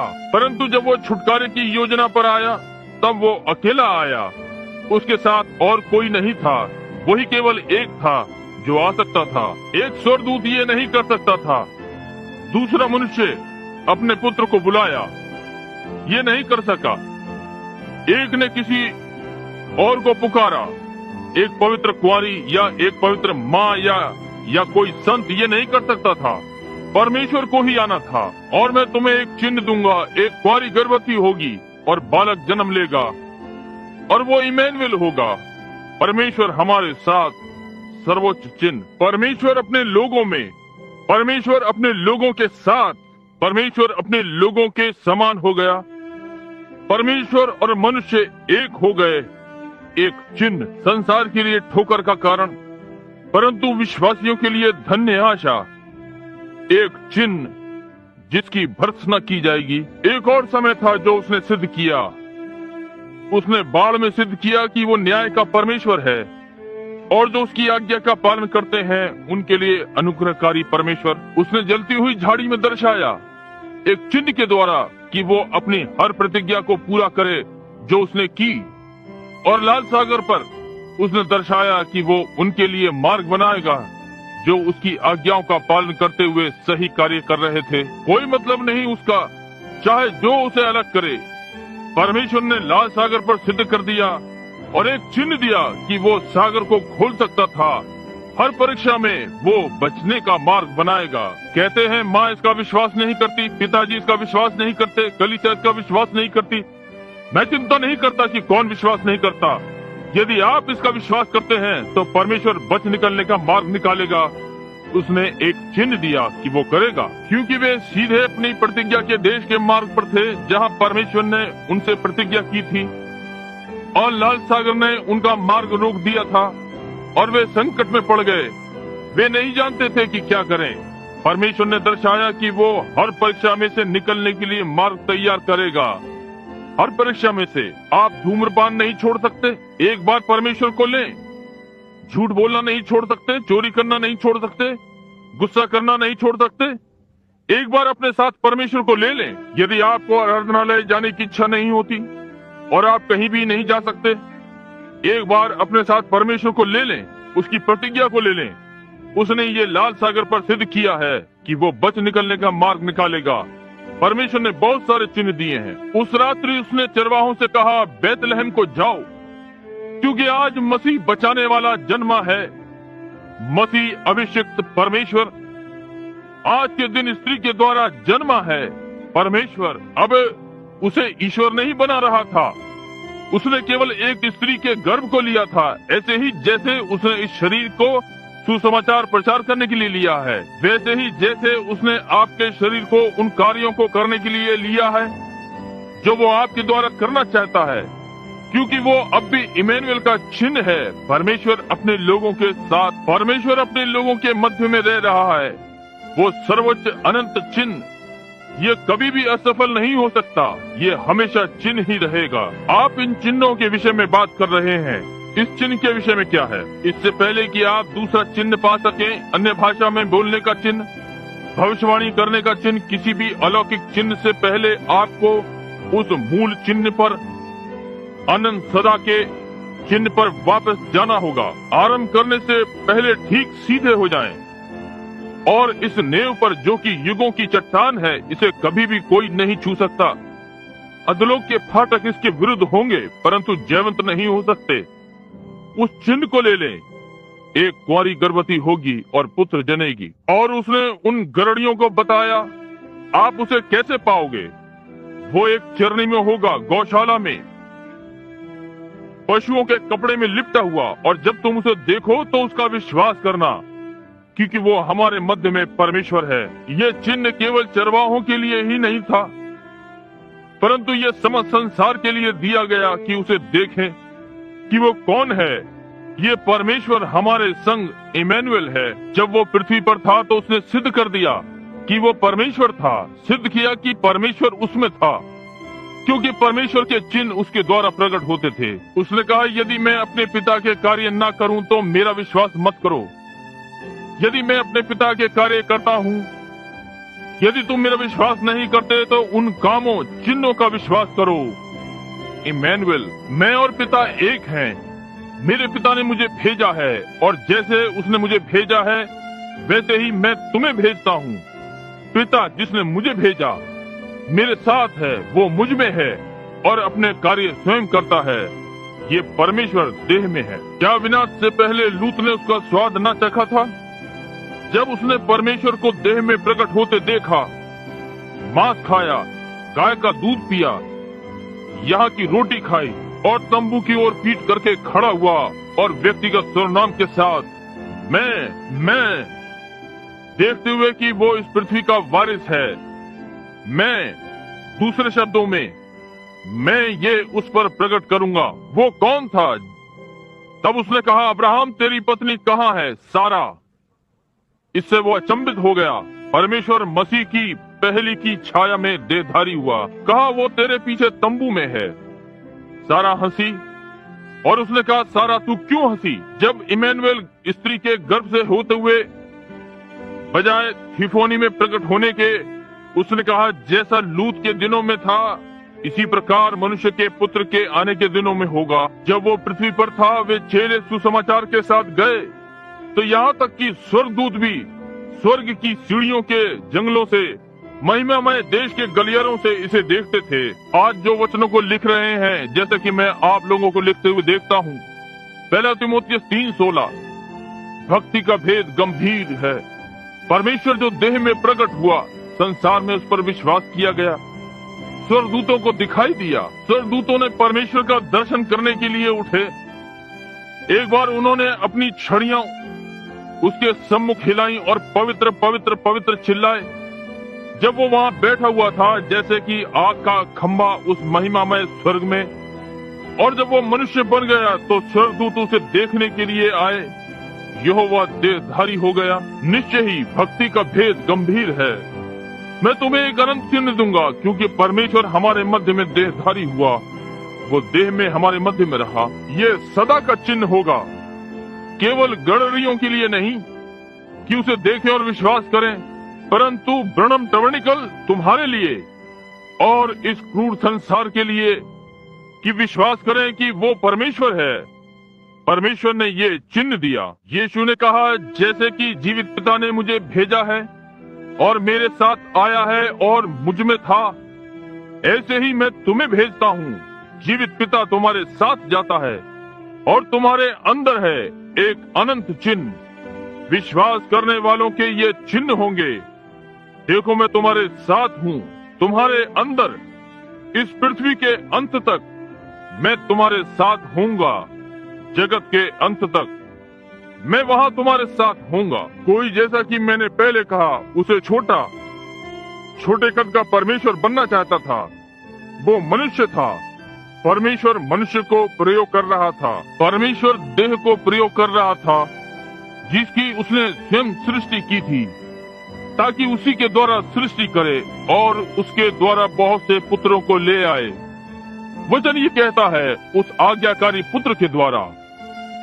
एक पुत्र के द्वारा सब गिर गए थे, परंतु आज्ञाकारी पुत्र के द्वारा सब जीवित रहेंगे जो विश्वास करेंगे। परमेश्वर हमारे संग एक चिन्ह कहा, ये एक चिन्ह होगा। इसलिए वह स्वयं को मनुष्य का पुत्र कहलाने के समान उल्लेख करना पसंद करता है। स्वयं मनुष्य, केवल एक मनुष्य, मैं कुछ नहीं हूँ। पुत्र स्वयं से कुछ नहीं कर सकता, परंतु ये पिता उसमें था। इमैनुएल, परमेश्वर, वो बालक परमेश्वर, यहोवा परमेश्वर, वो छोटा बालक रोया, वो यहोवा था। क्या आप ये देख सकते हैं? परमेश्वर बालक में निवास करता है। परमेश्वर किशोर अवस्था में निवास करता है। वो किस प्रकार का किशोर था उसने उदाहरण दिया। जब उसका पिता उससे अलग हो गया और उसकी माँ, वे उसे पाने के लिए खोजने लगे और उन्होंने उसे मंदिर में पाया एक किशोर के समान। उसने क्या कहा?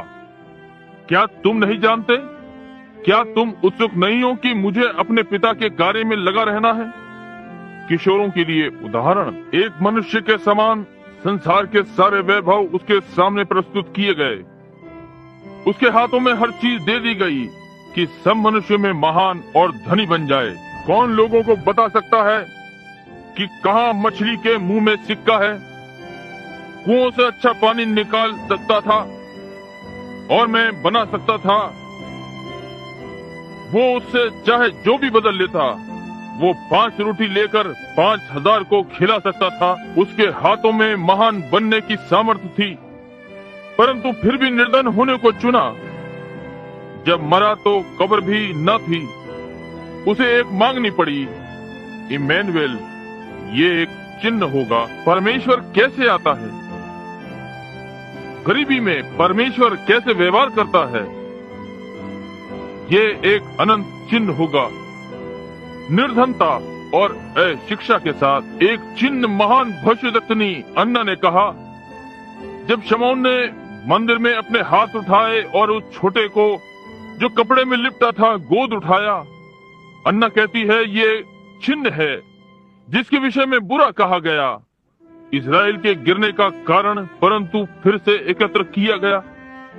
अन्य जातियों के लिए भी ज्योति। क्या परमेश्वर हमारे संग धन और घमंड में नहीं परंतु निर्धनता में, चरनी में उत्पन्न हुआ।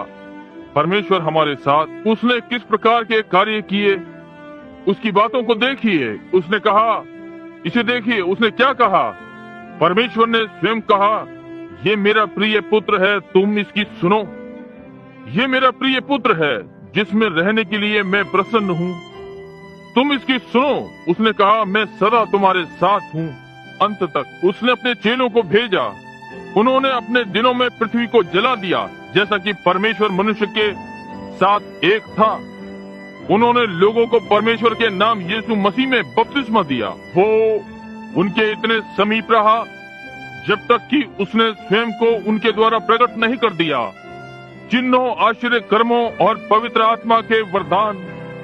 परमेश्वर हमारे साथ। उन्होंने प्रचार किया कि केवल एक ही सच्चा और जीवित परमेश्वर है। 3 या 4 या 2 ईश्वरों पर मनुष्य ने सब प्रकार की ऊंची ऊंची मीनारें बना ली, परंतु वहाँ एक परमेश्वर है। संदेश को इन अंतिम दिनों में दोहराना था। अच्छा हो कि आप अब अपने विचारों को लें और अपने हृदय खोलें, परमेश्वर से कहें कि ये आप पर प्रकट करे मैं क्या कहने वाला हूँ। जब वो आता है तो जो भविष्यद्वक्ता ने कहा उसको पूरा करता है, और जब वो अंतिम दिनों में आ रहा है, परमेश्वर की अंतिम वर्षा जबकि पहली और अंतिम वर्षा होगी, वो बिल्कुल ठीक उसी प्रकार से आएगा जैसी उसके लिए भविष्यवाणी की गई थी। सांझ के समय उजियाला होगा। क्या घटित होना था? इमैनुएल, वही पुत्र, वही उजियाला, वही परमेश्वर जो शरीर में आकर रहा अपने लोगों के साथ उस पेंतिकोस्त के दिन, उसी प्रकार से अंतिम दिनों में आएगा, क्योंकि ये सांझ का उजियाला होगा। ये क्या है? एक चिन्ह, एक अनंत चिन्ह होगा। परमेश्वर हमारे साथ, परमेश्वर हमारे अंदर और हमारे द्वारा। परमेश्वर और मनुष्य एक हो गए। यीशु मरा, उसने अपना बहुमूल्य जीवन अपने निर्णय से दिया पिछले रविवार के संदेश में, क्योंकि उसने ये एक निर्णय ले लिया ताकि वो बहुत से पुत्रों को परमेश्वर के पास ले आए। इमैनुएल हमारे संग, सांझ के उजियाले के लोग, ये उन्हें आकर्षित करेगा। जब परमेश्वर ने चिन्ह दिया तो ये एक चिन्ह होगा। परमेश्वर देह में वास कर रहा है। उसने सोचा कि लोगों को आकर्षित करेगा, इसने किया, क्योंकि जितनों ने उसे ग्रहण किया उनको उसने अपने पुत्र होने का अधिकार दिया। और इसे सांझ के उजियाले वाले लोगों को आकर्षित करना है। जब वही उजियाला दिखाया गया, परमेश्वर और मसीह एक है। पतरस ने कहा, तुम्हें ये मालूम हो कि परमेश्वर ने इसी यीशु को, जिसको तुमने क्रूस पर चढ़ाया, प्रभु और मसीह दोनों बनाया। एक चिन्ह जिसकी भर्त्सना की गई, परंतु सांझ का उजियाला यहाँ पर है। एक दिवंगत सुसमाचार का सेवक होने के नाते जब पेंतिकुस्त संदेश पहले गिरना आरंभ हुआ तो दिवंगत डॉक्टर हेवुड, इसके थोड़ा सा पहले, वो मेरा अनुमान है, हो सकता है जब वे अपने अच्छे समय में, जब आत्मा उन पर था, वे प्रचार के साथ साथ कवि भी थे। उसने कलम उठाकर ये लिखा, सांझ के समय उजियाला होगा, महिमा का मार्ग आप निश्चय ही पाएंगे। आज जल के मार्ग से ही उजियाला है। यीशु के मूल्यवान नाम में गड़ जाओ। युवा और बूढ़े अपने पापों का प्रायश्चित करो और पवित्र आत्मा अवश्य भीतर आएगा, क्योंकि सांझ का उजियाला आ चुका है। ये सत्य है कि परमेश्वर और मसीह एक है। सांझ का उजियाला, यदि हम सांझ के उजियाले में चल रहे हैं तो सांझ का चिन्ह, तो फिर ये वही उजियाला होगा और वही चिन्ह, एक अनंत चिन्ह। तो फिर सांझ के उजियाले में वही चिन्ह होंगे कि आप देखते हैं क्या आप इसे समझ सकते हैं? इस बड़े दिन का यही संदेश है। सांझ का उजियाला, मसीह के चिन्ह इसके साथ साथ हैं, संदेश के साथ हैं। सांझ के उजियाले यहाँ पर हैं। इसको बुरा कहा गया। वे आपको निकाल देंगे। आपके भाई, किसने उसको निकाला? उसके भाइयों ने। वे उसको आश्चर्य कर्म करते देखना पसंद करते थे, परंतु जब वो कलवरी पर था तब वे कहाँ थे? जब वो संकट की घड़ी में आया जहाँ परमेश्वर अपने सत्य में था और उसकी बाइबल को प्रकट होना था, वे कहाँ थे? वे लौट गए। तुम्हें एक चिन्ह दिया जाएगा और ये चिन्ह होंगे, जो कार्य मैं करता हूँ तुम भी करोगे, इससे भी अधिक, क्योंकि मैं अपने पिता के पास जाता हूँ। सांझ के समय फिर से उजियाला होगा। ओ ये अंधकार के दिन जिनमें होकर हम निकले हैं, परंतु 40 वर्षों से बादल छट रहे हैं। कुछ पहले सुधार के कार्य में से होते हुए इस संदेश को सामने लाते हुए कि परमेश्वर और मसीह एक है। वो परमेश्वर देह में प्रकट हुआ, उसने मानव देह में रहने को चुना और आज वे उसे सिंहासन पर बैठा हुआ कुछ बनाते हैं। वे उसे इतिहास का कुछ बनाते हैं।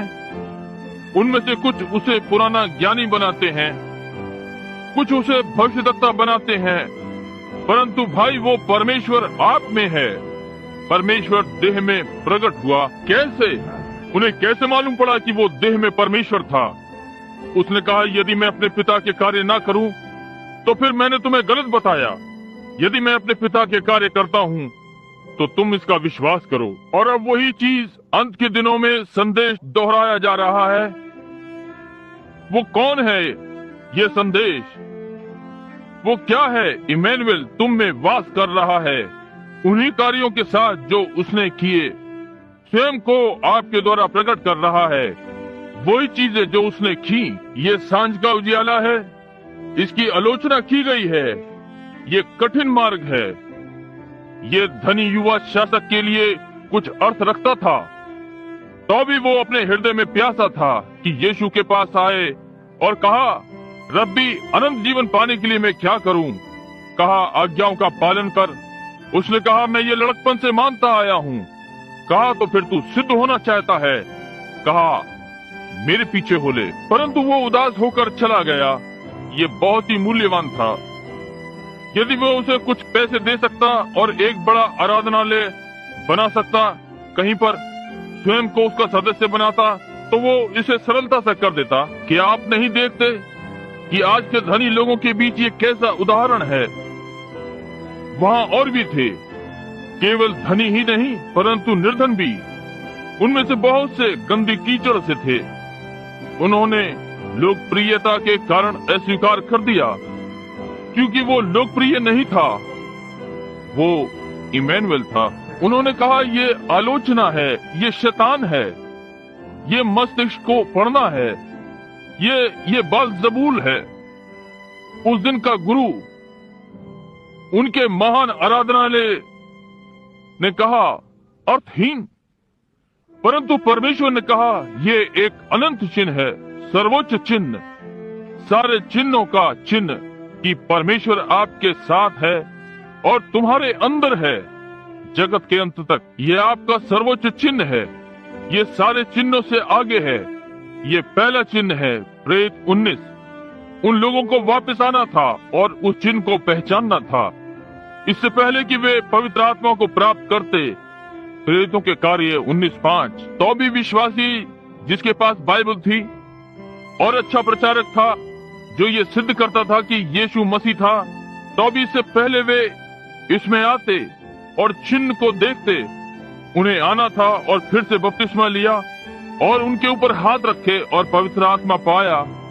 ये सत्य बात है। परंतु सांझ के समय उजियाला यहाँ है और इसकी आलोचना की गई, इसका उपहास उड़ाया गया, इसकी बुराई की गई। भविष्यद्वक्ता ने कहा, इसे बुरा कहा जाएगा, एक ठोकर की चट्टान। बुरा कहा गया, उपहास उड़ाया गया, आलोचना की गई। इमैनुएल हम में है, अपनी इच्छा को हम में से होकर पूरी कर रहा है। ओ आज मेरे परदेसी भाई बहनों, इस चिन्ह का विश्वास करो, अपने हृदय की चरनी में देखो और देखिए यदि आप स्वयं में कहने के योग्य हैं। उस चिन्ह को देखें जो चरवाहों ने देखा। परमेश्वर देह में निर्धनों के मध्य में रह रहा है, दरिद्र निकाला हुआ। देखिए यदि आप इसे समझ सकते हैं। परमेश्वर आपके हृदय में, परमेश्वर यहाँ अंदर ध्यान दें और देखें यदि वो स्वयं को मिठास और दीनता में प्रकट करे जैसे उसने किया। कुछ वर्षों पहले एक लड़की थी जो कॉलेज छोड़ गई और अपने बहुत सारे साथियों के साथ वहाँ वो थोड़ी तेज हो गई अपने पुराने गांव की शिक्षा से, जैसे कि गांव में घर पर उसकी माँ थी। और एक दिन 2 वर्षों पश्चात उसने निर्णय लिया कि अपनी माँ से फिर मिले। उसने अपना तार भेजा और उसे बताया कि वो अमुक अमुक रेलगाड़ी से उससे मिलने आ रही है स्टेशन पर। जो भी है, वो एक और तेज लड़की को अपने साथ लाई और वो अपने में बहुत तेज हो गई थी और अपने साथ एक और को लाई। वो आधुनिक प्रकार की कोमल सी थी, आप जितनी किशोरियां हैं जानती हैं। और जब वो स्टेशन पर पहुंची, जब वो रेलगाड़ी से नीचे उतरने लगी तो उसने देखा और वहां उसकी माँ खड़ी थी, अपने पूरे उससे जो उसमें था देख रही थी कि उसकी पुत्री कहाँ थी। तब वो लड़की जो उसके साथ थी, माँ ने उसे अपने चेहरे के निशानों के साथ देखा और उसके हाथ सब जले हुए थे और वो बहुत ही बूढ़ी दिखाई पड़ी और भयानक सी दिखाई पड़ रही थी। और वो लड़की जो इस छोटी मेरी के साथ थी, उससे कहा, आश्चर्य, वो बूढ़ी घृणित दिखाई पड़ने वाली कौन है? और लड़की को अपनी माँ से लज्जा आ गई। उसने कहा, मैं नहीं जानती वो कौन है। और उसकी माँ ने जब उसे देखा, अपनी पुत्री को देखा, तो उसके पास दौड़ी और अपनी बाहें उसके चारों ओर डाल दी और उसे चूमने लगी। उसने धक्का दिया, कहा, मैं तुम्हें नहीं जानती, तुमने गलत व्यक्ति को पकड़ लिया। क्योंकि वह स्वयं की ऐसे व्यक्ति के साथ पहचान कराना नहीं चाहती थी कि कोई उस पर हंसे और उसका उपहास उड़ाए। और ऐसा हुआ कि रेलगाड़ी का संवाहक पास में खड़ा हुआ था। उसने उस युवा महिला को कंधे पर से पकड़ा। उसने कहा, तेरे लिए लज्जा की बात है, तू अभागी लड़की। मुझे सारी घटना अच्छी तरह याद है। और क्या हुआ, लोग सुनने के लिए एकत्र हो गए और उसने लड़की को पकड़ा और उसने कहा, ये युवा लड़की जब ये 6 महीने की थी, उसकी झोपड़ी के ऊपर के कमरे में, और उसकी मूल्यवान माँ, बहुत ही सुंदर स्त्री जो मैंने कभी देखी, उस बूढ़े संवाहक ने कहा। और घर में आग लग गई जब इसकी माँ कपड़े सुखा रही थी और पड़ोसी चिल्लाते हुए दौड़े। उन्होंने ये देखा, माँ ने ध्यान नहीं दिया, वो घर के गलियारे की ओर थी और आग प्रबल हो गई और ये ऊपर हवा में लपटें उठ रही थीं। और बताया कि वे उन्मत्त माँ को न रोक सके। उसका बालक ऊपर था और कहा, सबके सब चिल्लाए कि आप उन लपटों को पार नहीं कर सकोगी।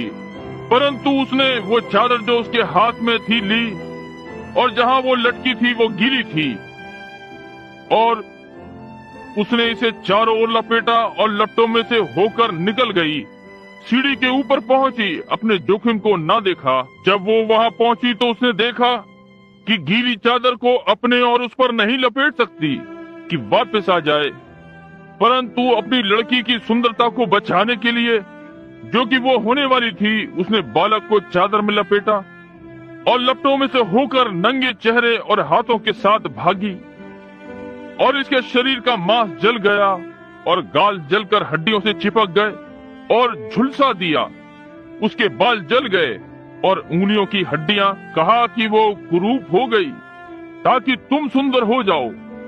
उसने अपनी सुंदरता का दंड भरा।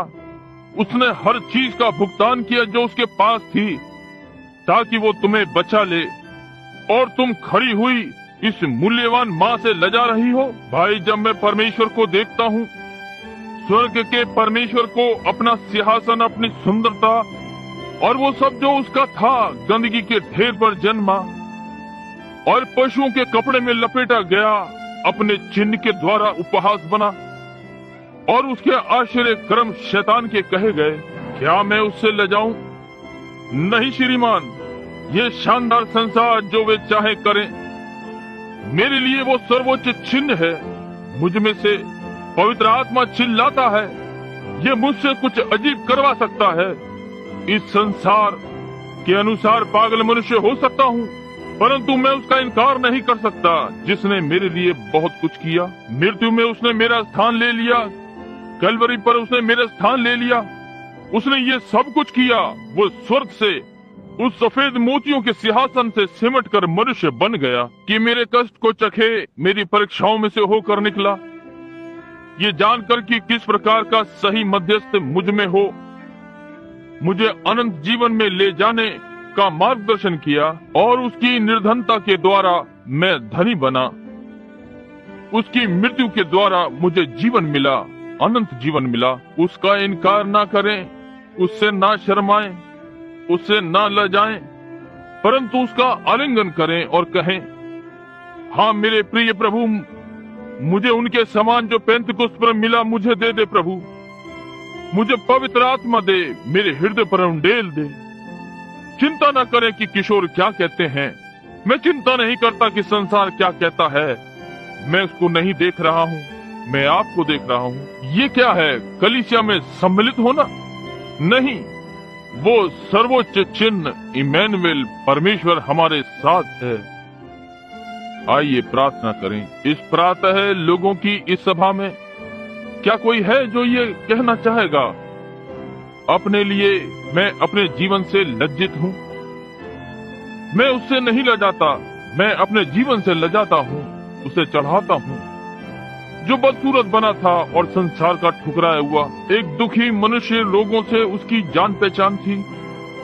हम सब ने अपना मुख उससे छिपा लिया। भविष्यद्वक्ता ने कहा वो ठुकराया, अस्वीकार किया हुआ था, तब भी हमने उसका आदर किया। परमेश्वर के द्वारा मारा और कूटा हुआ, तब भी वो हमारे अपराधों के कारण घायल किया गया और हमारे अधर्म के कारण कुचला गया। हमारी शांति के लिए उस पर ताड़ना पड़ी और उसके कोड़े खाने से हम चंगे हुए। क्या आप उससे ले जाएंगे? यदि आप तो वेदी पर आएं और अपने पापों से प्रायश्चित करें। यदि आप उससे नहीं ले जाते और आप अपने जीवन से ले जाते हैं जिससे आपने उसका प्रतिनिधित्व किया, ऐसी भयानक बात आप अपने स्वामी के सामने बहुत बार ले जाए, अपनी महिला मित्र के सामने, अपने पुरुष मित्र के सामने, अपनी लड़की या लड़के मित्र के सामने आप उस इमैनुएल से जो आप में वास करता है ले जाते हैं, तो आप अपने हाथों को उठाकर कहें, परमेश्वर मैं लजाया, इसके लिए मुझे क्षमा करें। हमारे प्रभु और हमारे परमेश्वर, हम दीनता पूर्वक और अनुग्रह से आपसे कहते हैं कि आज प्रातः हमारी क्षमा को स्वीकार करें, क्योंकि हमारी सारी घटिया हम इस सारे समय दोषी रहे हैं। हम सत्य के लिए खड़े होने में दोषी हैं। हम दोषी हैं जब वे हमें बुरे नाम से पुकारते हैं, पवित्र शोर मचाने वाले या कोई और बुरी बात जैसे वैसी नहीं, तब भी हम कभी पतरस के समान पिछड़ जाते हैं और गुस्सा करते हैं शत्रु के आक्रमण पर। प्रभु हमें क्षमा करें। नया वर्ष हमारे समीप आ रहा है। होने दे कि इस घड़ी से हम आरंभ करें और परमेश्वर के सर्वोच्च चिन्ह को अपने मध्य में देखते रहें। परमेश्वर हमारे साथ रहा है, परमेश्वर हम में रह रहा है और ठीक वैसे ही कार्यों को कर रहा है जैसे उसने किए, और सांझ के उजियाले यहाँ हैं। हमारी घटियों को क्षमा करें, हमारे पापों को क्षमा करें, और हम बहुत ही शालीनता से प्रभु आपके जन्मदिन के बड़े दिन के उपहार को स्वीकार करते हैं। परमेश्वर का पुत्र हमारी देह में वास करता है, हमारी मिट्टी में, कि हमारे साथ रहे, अपने मार्ग को अपने ही लहू के द्वारा पवित्र कर रहा है और हमें अनंत जीवन का विश्वास दिला रहा है। हम तेरा धन्यवाद करते हैं। मैं तेरा धन्यवाद करता हूँ प्रभु, क्योंकि ये महान आश्चर्यजनक उपहार परमेश्वर की ओर से है। ये दान पवित्र आत्मा का दान है, सारे प्रभु यीशु के नाम में बंद हैं। हम इसे पाकर आनंदित हैं। हम तेरा धन्यवाद देते हैं क्योंकि हमारी कलीसिया इस चिन्ह का पक्ष लेती है क्योंकि चिन्ह कलीसिया की शिक्षा का पक्ष लेता है, हम इसका पक्ष लेते हैं, ये हमारा पक्ष लेता है। और आज ये समस्त संसार में मसीहों के मध्य में जाना जाता है। 8वीं और पेन स्ट्रीट के अनपढ़ निर्धन लोगों के झुंड का जेफरसन विले में कि वो इमैनुएल आग का खंभा, उस जंगल से गलील का यीशु, पेंतिकोस्तल का पवित्र आत्मा सांझ के उजियाले में सारे इमैनुएल के चिन्हों के द्वारा प्रकट हो रहा है।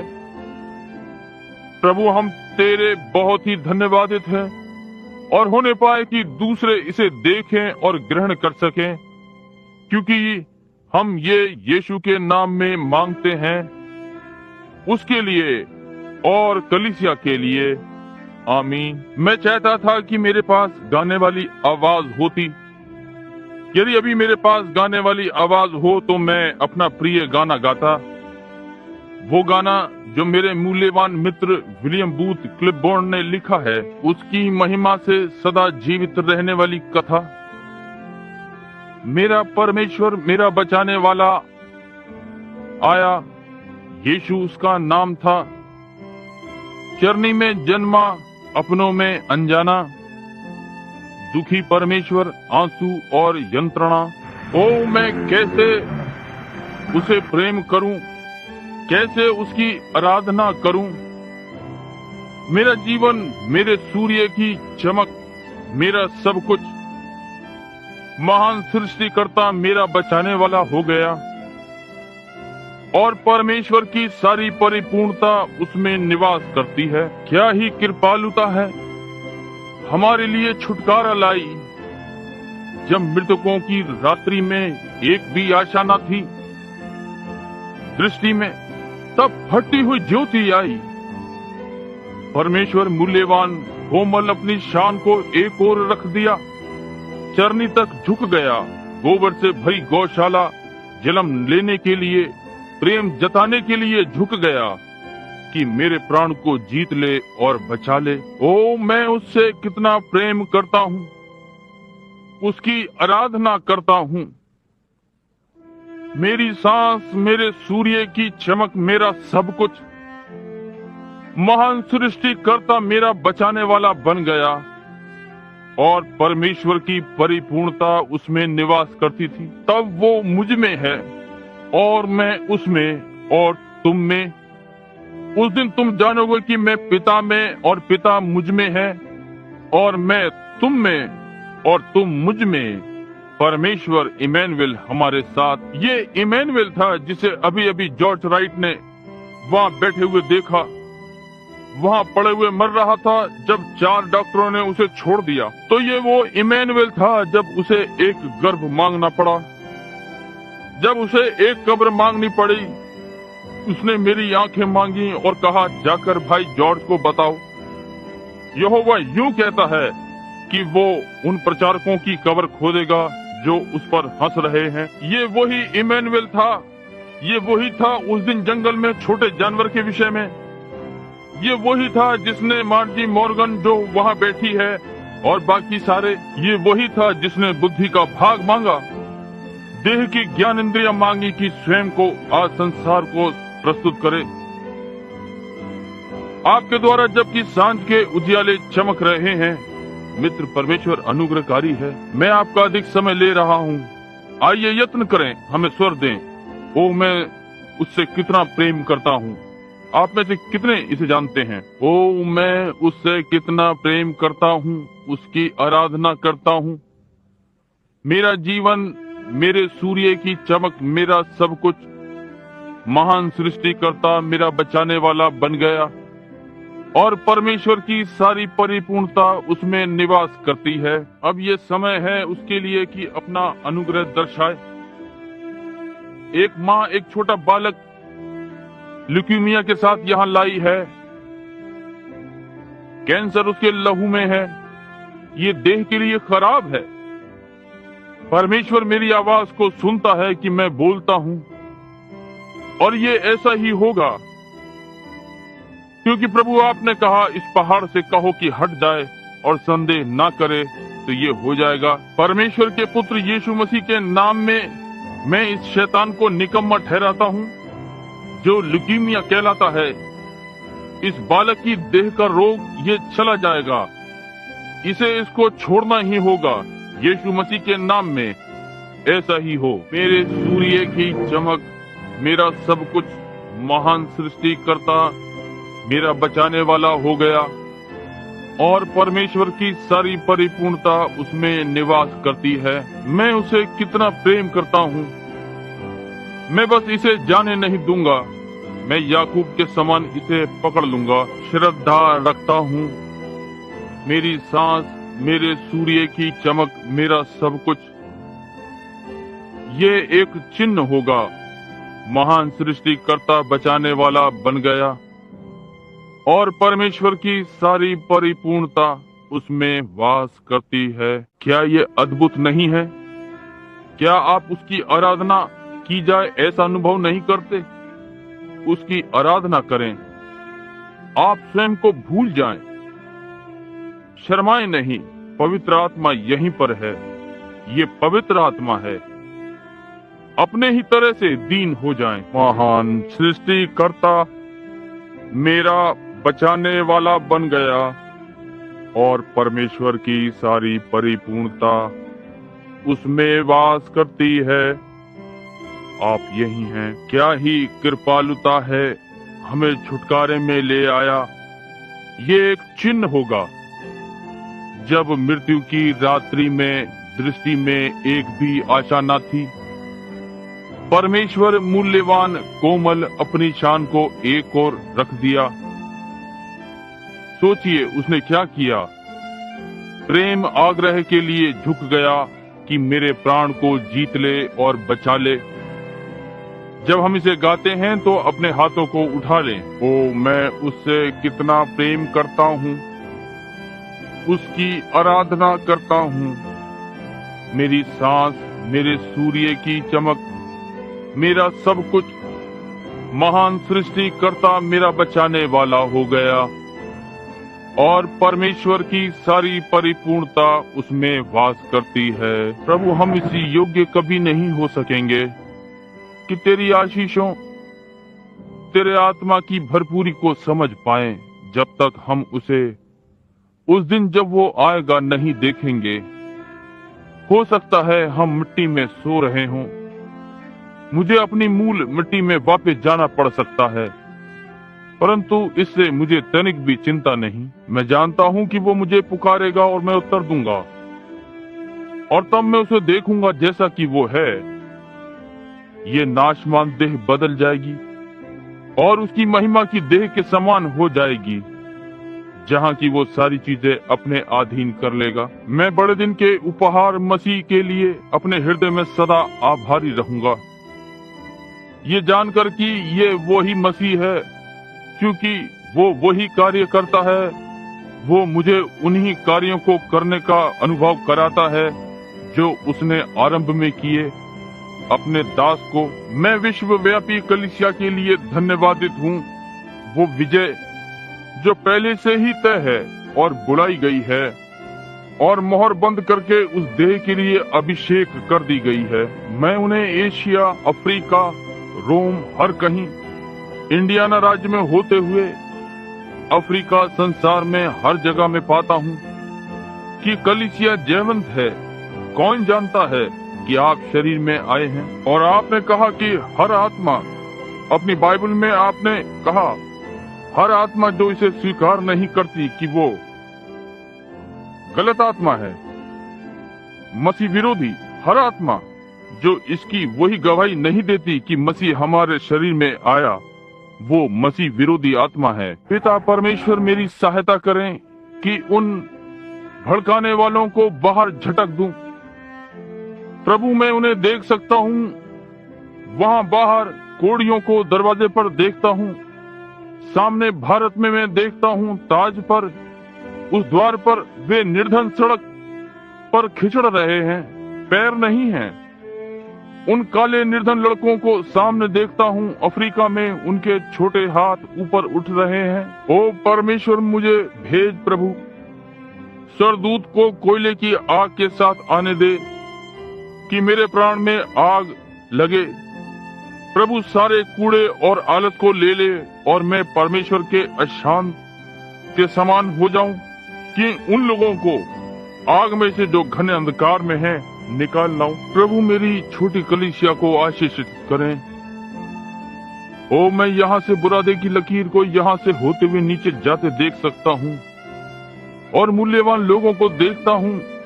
लोग कारों से चल रहे हैं, उन पर हंस रहे हैं क्योंकि वे अपने हाथ उठाए हुए परमेश्वर की महिमा कर रहे हैं। परंतु एक दिन यीशु आएगा और सब चीजें ठीक हो जाएंगी। हम शर्माएंगे नहीं प्रभु, हम उस पुराने पौलुस के साथ सम्मिलित होंगे और कहते हैं कि मैं यीशु मसीह के सुसमाचार से नहीं लजाता, क्योंकि उद्धार के लिए ये परमेश्वर की सामर्थ है, अनंत जीवन के लिए प्रत्येक के लिए जो विश्वास करता है। पिता हमें उस प्रकार जीवित रहने के लिए हमारी सहायता करें। अब हम आत्मा में स्वर्गीय स्थानों में आपकी आराधना कर रहे हैं।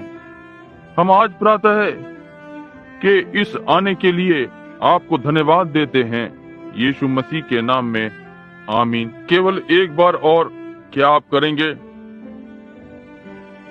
ओ मैं उससे कितना प्रेम करता हूँ, मैं कितना। प्रभु यीशु के नाम में मेरा सब कुछ महान सृष्टिकर्ता मेरा बचाने वाला हो गया और परमेश्वर की सारी परिपूर्णता उसमें वास करती है। मैं उसको और अधिक चाहता हूँ। दो क्या तुम नहीं?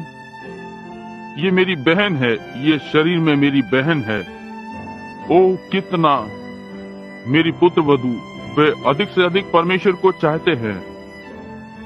भाई ग्रिम्सले आ रहे हैं, परमेश्वर को और चाहते हैं। मेरा सब कुछ यही है। भाई वुड आ रहे हैं, भाई कॉलिंस, मेथोडिस्ट प्रचारक, उसकी पत्नी, दूसरे, मेरा बचाने वाला हो गया। ये पवित्र आत्मा का कार्य है, स्वयं बुला रहा है, उसमें वास करता है। ओ मैं कितना प्रेम। अब आप इसे अपने ही तरह से प्रकट करें। मैं उसकी कितनी आराधना करता हूँ।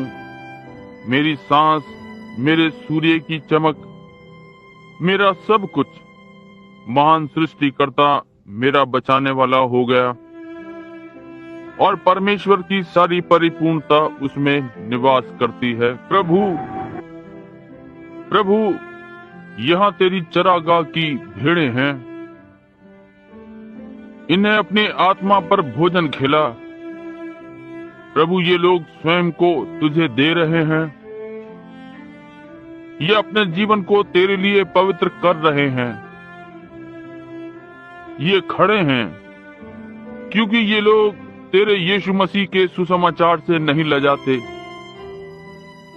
हम जानते हैं कि तू यहाँ है, महान अग्नि स्तंभ मसीह, पवित्र आत्मा, उसकी आराधना करता हूँ।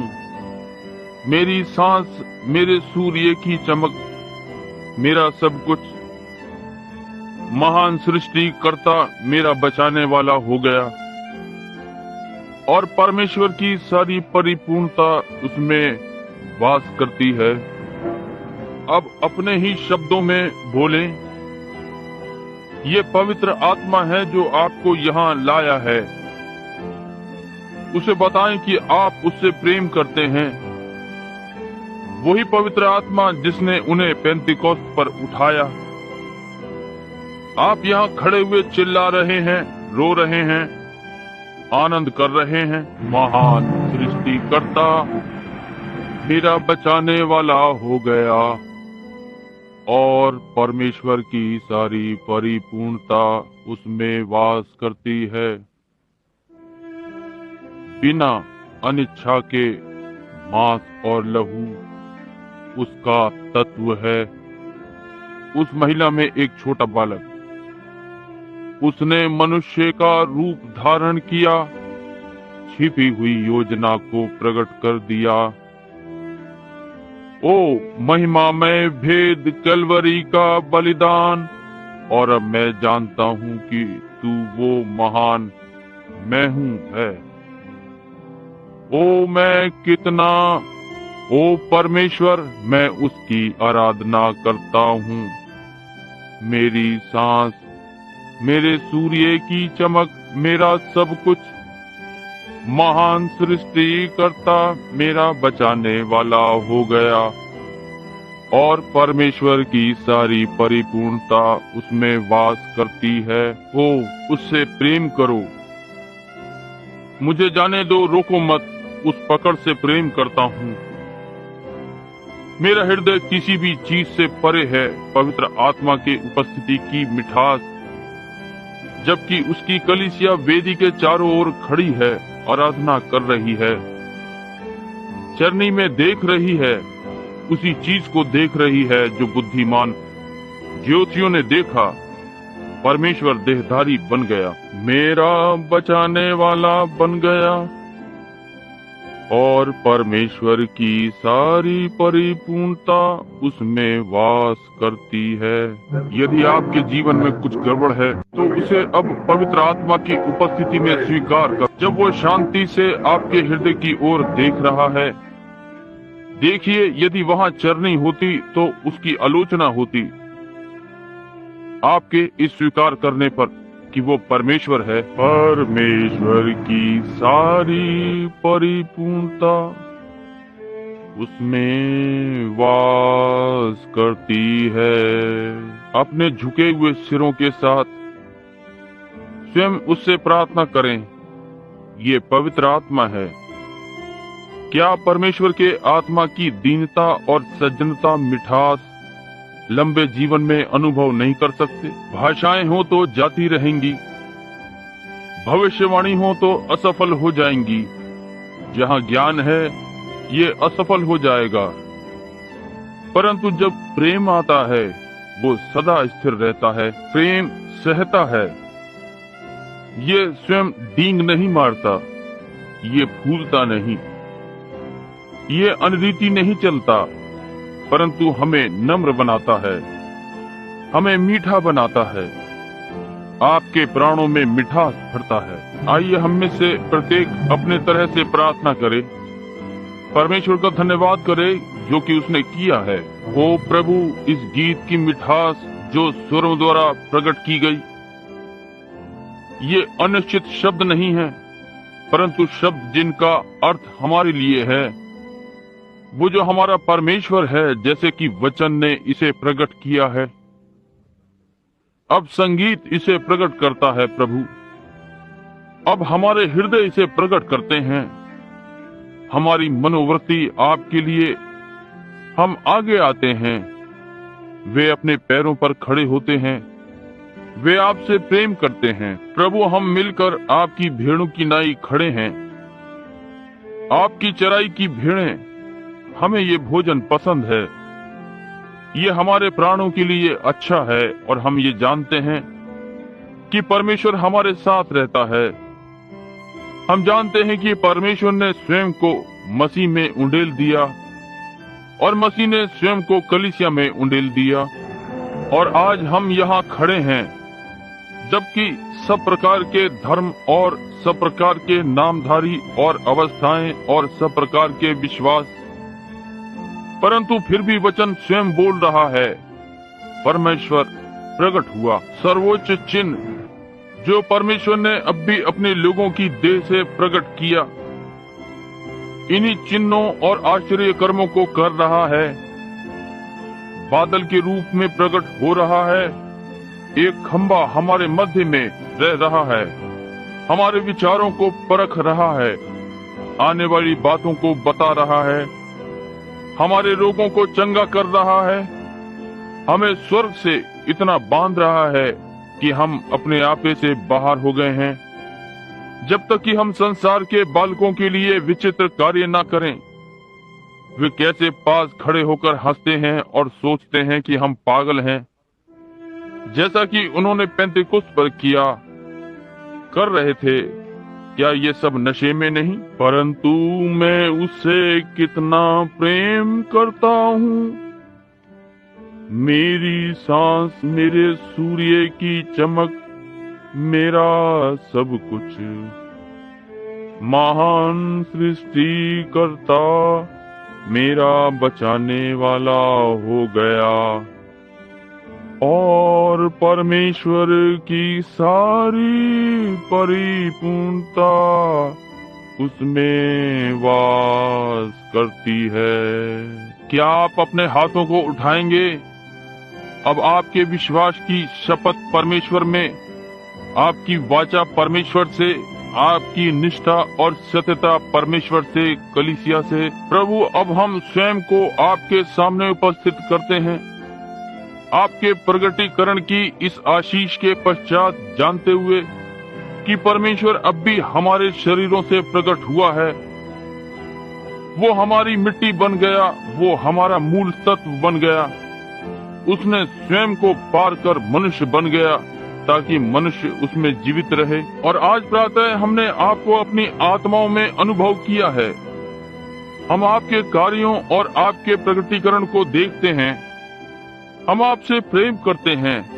हम आपसे अपनी शपथ को दोहराते हैं कि आपका सम्मान करें, आपसे प्रेम करें और हर वो कार्य करें जो हम जानते हैं कि कैसे करें। वो प्रसन्न करने वाला जीवन जीने वाला, वो एक मसीह के समान होगा। वो कोई बुराई ना लाएगा, परंतु एक आशीष होगी आपके महान पवित्र नाम के लिए। प्रभु, हम ये तेरे बालक के समान करते हैं, यीशु मसीह के नाम में, आमीन। इससे पहले कि आप अपने बैठने का स्थान लें, मैं आपसे कुछ पूछना चाहता हूँ। क्या आपने कभी ऐसी मीठी भावना का पहले कभी अनुभव किया है? पवित्र आत्मा की मिठास, किसी को एक शब्द नहीं कहना, केवल स्वयं उठकर सामने आ रहे हैं, परमेश्वर की महिमा हो। देखा, मैं इस पर 2 दिन से प्रार्थना और अध्ययन कर रहा हूँ। इससे भी अधिक पिछले रविवार से, या पिछले रविवार, कैसे वो सर्वोच्च चिन्ह, परमेश्वर ने कैसे कहा कि मैं उन्हें एक चिन्ह दूंगा, कि मैं उनकी देह में होऊंगा, मैं उनके समान होऊंगा, वे मेरे समान होंगे। उसने कहा स्वर्गदूत देखते हैं, या कहा स्वर्गदूतों ने चरवाहों से कहा चरनी में देखो, तुम देखोगे कि मेरा क्या अर्थ है। ये चिन्ह केवल स्वर्गदूतों के लिए नहीं था, ये केवल चरवाहों के लिए नहीं था, ये संसार के लिए था कि देखें और विश्वास करें कि परमेश्वर देह में वास करता है, और इस शरीर को चढ़ाने के द्वारा वो हमारे शरीरों को पवित्र करता है ताकि वो हमारे भीतर आकर रह सके। परमेश्वर हमारे अंदर, मसीह आपके अंदर। देखो, जगत के अंत तक मैं तुम्हारे साथ हूँ। इसे ना भूलें, अपने हृदयों में रखें। मुझे कुछ बढ़िया अच्छे बड़े दिन के उपहार प्राप्त हुए हैं, एक चलचित्र का कैमरा और बहुत सी दूसरी चीजें, बंदूकें और दूसरी चीजें। लोग मुझसे प्रेम करते हैं, वे मुझे देते हैं, मैं कैसे इसकी सराहना करूं। परंतु ये अनंत जीवन, धन्य आशा कि मसीह हम में जीवित है, कि उसकी परिपूर्णता हमारे भीतर वास करती है, हमें उठाकर हमसे भिन्न व्यवहार करवाती है। क्योंकि जब आप ये करते हैं तो आप संसार की वस्तुओं से भागते हैं, आप परदेसी हो जाते हैं, आप संसार की वस्तुओं के लिए स्वयं को मृत समझते हैं और नए जीवन में रहते हैं। अब आप इस संसार में परदेसी हैं, आप परदेसी हैं क्योंकि आपने अपने व्यवहार से स्पष्ट कर दिया है ये वो नगर है जिसका रचने और बनाने वाला परमेश्वर है। देखा, और आप संसार की इन चीजों की अधिक चिंता नहीं करते, परंतु हम स्वर्गीय लोग उस नगर की बाट देख रहे हैं जिसका रचने और बनाने वाला परमेश्वर का है। हम अब्राहम के वंश के हैं क्योंकि हमने प्रभु यीशु मसीह पर विश्वास किया है और संसार की वस्तुओं के लिए मर गए हैं। और उसकी समानता में फिर से जी उठे हैं कि वैसे ही चलें जैसे अब्राहम चला। आने वाले नगर को ढूंढते हैं, परमेश्वर के वचन को ले रहे हैं, हर वस्तु को विरोधात्मक कहते हैं, विशेष दूतों को अपने घर में जैसे अब्राहम ने किया, परमेश्वर के दूत जो संदेश को लाए। ओ क्या ही समय है। कहते हैं कि हमें अब और अधिक संसार नहीं चाहिए, हम उसे चाहते हैं और केवल उसे, वो हमारा बचाने वाला है। जैसे कि आज प्रातः आप इस भवन से यात्रा पर जाते हैं, उसे अपने साथ ले जाएं, इसे कभी ना छोड़ें, अपने प्राणों में मधुर बने, अपने समस्त जीवन के दिनों में। जैसे कि आप अपने अपने बैठने के स्थान पर जाते हैं, परमेश्वर आपको आशीष दे, और बालकों के पास उनके उपहार हैं, परमेश्वर आपको आशीष दे। क्या इस पर प्रार्थना करनी है? बहन यहाँ से उनकी सहायता करें, प्रार्थना करने जा रहे हैं। प्रभु परमेश्वर इस भाई पर दयावान हो, इसमें से नशे की आत्मा को निकाल दें प्रभु। होने दे कि ये परमेश्वर की नई मदिरा के नशे में हो जाए, यीशु मसीह के नाम में, आमीन। क्या ये स्वर्गीय जैसा ही नहीं है? आप में से कितने अनुभव करते हैं बस एक मिठास? कोई नहीं जानता कि क्या कहे। मैं कहने के लिए कुछ नहीं जानता, मेरे पास शब्दों की कमी है। मैं नहीं जानता कि क्या कहूँ, केवल उसका आत्मा अभी भीतर आया है। देखा ये क्या है? आप मेमना बन रहे हैं और पंडुकी यहाँ मेमने को भोजन के लिए, अगुवाई के लिए है। ये भेड़ का खाना है, भेड़ों का खाना। मनुष्य केवल रोटी ही से जीवित न रहेगा, परंतु हर शब्द से जो उसके मुख से निकलता है। हमारी आत्मा उसी पर जीवित है। अब मैं सोचता हूँ कि मुझे अपने अच्छे मित्र एटॉर्नी रॉबिन्सन से मिलना चाहिए। यदि आप भवन में इतनी प्रतीक्षा करें कि मैं कपड़े बदल कर वापस आ जाऊं, क्योंकि मैं पसीने से भीग रहा हूं। अब भाई नेविल सभा को लेंगे, क्योंकि वरदान बालकों के लिए हैं। प्रभु आपको आशीष दे। उसकी महिमा से हमेशा गाता हूँ। जब आप ये करते हैं तो स्मरण रखें कि हम उसमें क्या विश्वास करते हैं। परमेश्वर की सारी परिपूर्णता उसमें वास करती है। भाई नेविल प्रभु आपको आशीष दे। हाँ, यदि आप मुझे चाहते हैं। भाई नेविल मुझसे कह रहे हैं कि यदि मैं आज रात्रि फिर से आकर प्रचार करूं, उनकी सभा लेना अच्छा नहीं लगता, परंतु मैं यहाँ हूँ, मैं इसी के लिए यहाँ पर हूँ। अच्छा, आज रात्रि मैं वापस आऊंगा, प्रभु ने चाहा तो सभा में बोलूंगा।